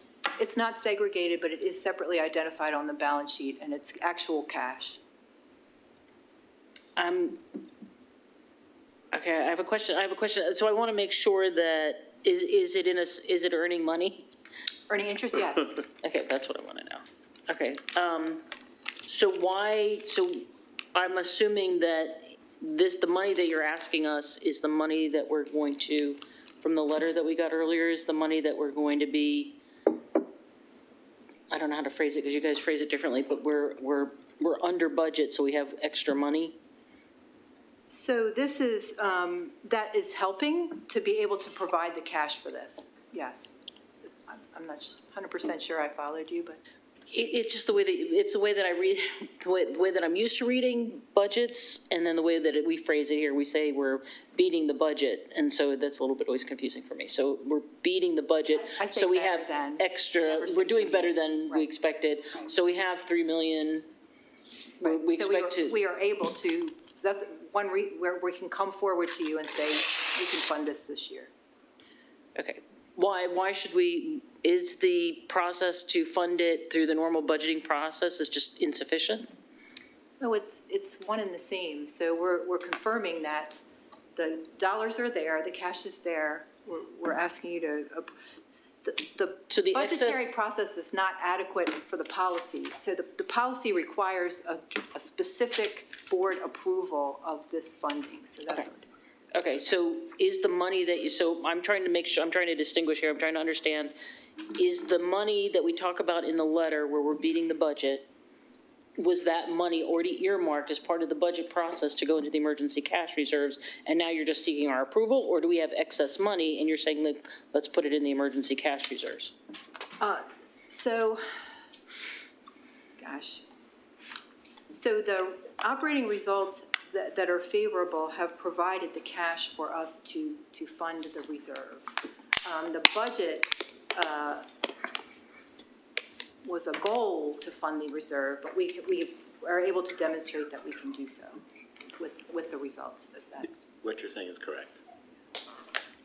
We have excess, that we have a certain amount that we're funding through the budget process, we're funding the emergency cash reserves. Through the budget, through the annual budgeting process, there's a line item in there to fund the emergency cash reserves. for the cash flow projection there is. It's basically, we have a plan, the budget is a moving target, and the budget is a plan. Right. And then what the policy states is that even though it's part of the plan, we have to take a look at our financials and say, can we still do this portion of the plan? And we have to come back and get approval to do it. Right.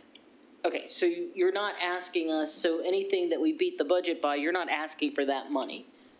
You're just asking for what you had already created in the budget for us to approve. So, Karen, if I could try to clarify your question, does this, should we approve this additional $3 million in the cash reserves? Does the $3 million actually move accounts? Does this $3 million move anywhere? It moves on the balance sheet, on the statement of financial position, from cash, general cash that's available for any purpose, to emergency cash reserves that is only available for the purposes of the policy. But the actual cash stays in, it's wherever it is. It doesn't move bank accounts. Doesn't move bank accounts. Right. Reg, do you have a question? No. I also have a second question. So you mentioned that the villages have 6 months of cash reserves? As a minimum, that's their minimum basis. Because I thought the villages had an excess cash, we had an policy where the villages were not allowed to keep more than 20% of, not allowed to have more than 20% of their operating expenses in cash reserves, and that would equate to about 2.5 months, not 6 months. So I'm kind of confused. So I could be wrong, but I don't believe I am. I think that's the minimum, and what they end up being able to, that excess is a layer above what they're allowed to keep. Because I thought they were only allowed to keep 20% of their operating expenses in reserve, and anything beyond that went back to CA. I'm not quite sure how exactly this works. So if I could, it's not a question we're prepared to answer tonight. Why don't we look at it, we'll get back to you. It's good. Thank you. Rather than guess, we'll figure it out.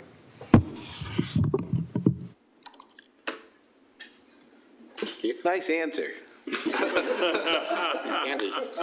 All right. Can we just put this on the consent agenda? Yeah. I mean, we have the 3 million. It was already planned. We've had a successful year, so we can use the 3 million that we had budgeted. And I'm just suggesting, let's just put this on the consent agenda. Or we could use the money to reduce prices of things. We did budget this, and the board approved a policy which said we're creating a emergency cash reserve fund, and we still have a bunch of ways to go. Remember, the projection is we need 18 million. So it sounds like, it sounds like there isn't consent to put it on the consent agenda. Okay. Alan? Yeah, first of all, I want to thank you, Karen, for asking all the questions I was going to ask. I want to thank you, Keith, for that very pithy explanation of the process and where we are in it. And of course, Susan, for all your work on the budget thing. I just want to ask what I believe I know the answer to, but I just want to get it into the record. This is all part of a normal process of getting to the goal that the board created of that 18.9 million. There's nothing that has changed about need for emergency or anything like that. This is just confirming that we have the ability to do what we said we wanted to do in this tranche. That's correct. Thank you. Keith? I was just going to say, I think we might need to do a little reading on consent agenda. Consent agenda doesn't mean that everyone agrees. It just means that we don't need a discussion on the floor. You can have people who abstain or don't agree with. The consent agenda can be approved by, either unanimous consent or, 6 to 4, whatever the case may be. At least that's my understanding of it. So we might want to look at Robert's rules on that. I'll have to check that out. I assume consent agenda meant everyone agreed, and if someone didn't agree, it got pulled off to the regular vote for a roll call If you vote. have questions. But that doesn't mean the questions and disagree are two different things. That's my understanding. Yeah, my understanding was that any member could also request that come off. Yep, So, for discussion. Right. any further comments? So for now, we'll leave it under board votes. And that brings us to, do you have a? Oh, I just said thank you. Oh, yeah, no, I thought Susan had a comment. We need to see any more slides. No, thank you. That brings us to questions only. Any questions only regarding the third quarter financials? I just want to say that it got presented to the audit committee, and they're very pleased. We are meeting all our targets, which is very good. Any other questions regarding financials, president's report, IAT, or legislation? Seeing none. What? Well, the one thing in Dennis's report, so I want to acknowledge Susan for her 25 years. Oh, yeah. Well, absolutely. Yeah, I mean, it's in this day and age, it is unusual that people stay so long with an organization. And, I think recognizing the longevity of some of our employees is important. Oh, thank you, Susan. Thank you. I was going to say the longevity and the quality. Quality, yeah. Longevity doesn't always make the mark, but Absolutely. Susan's top notch and I think does a fantastic job. Okay, so do you have proposed new topics? Okay, that brings us to chair's remarks. I'd like to thank everyone for participating tonight. I know it's been a long meeting for people and a long week for people, but I'd like to thank the entire board for all their hard work, and I'm definitely very excited about the tot lot policy. I think a lot of kids will be excited about it. I can tell you're excited about it. What do you want? When you have a growing kid, these things excite you. It's true. It's true. I've not forgotten. I mean, it's personal. But that's the way it should be. With that, can I get a motion to adjourn? So moved. Can I get a second? Second. Any objections to adjourning? Seeing no objections, the meeting is adjourned at 9:55.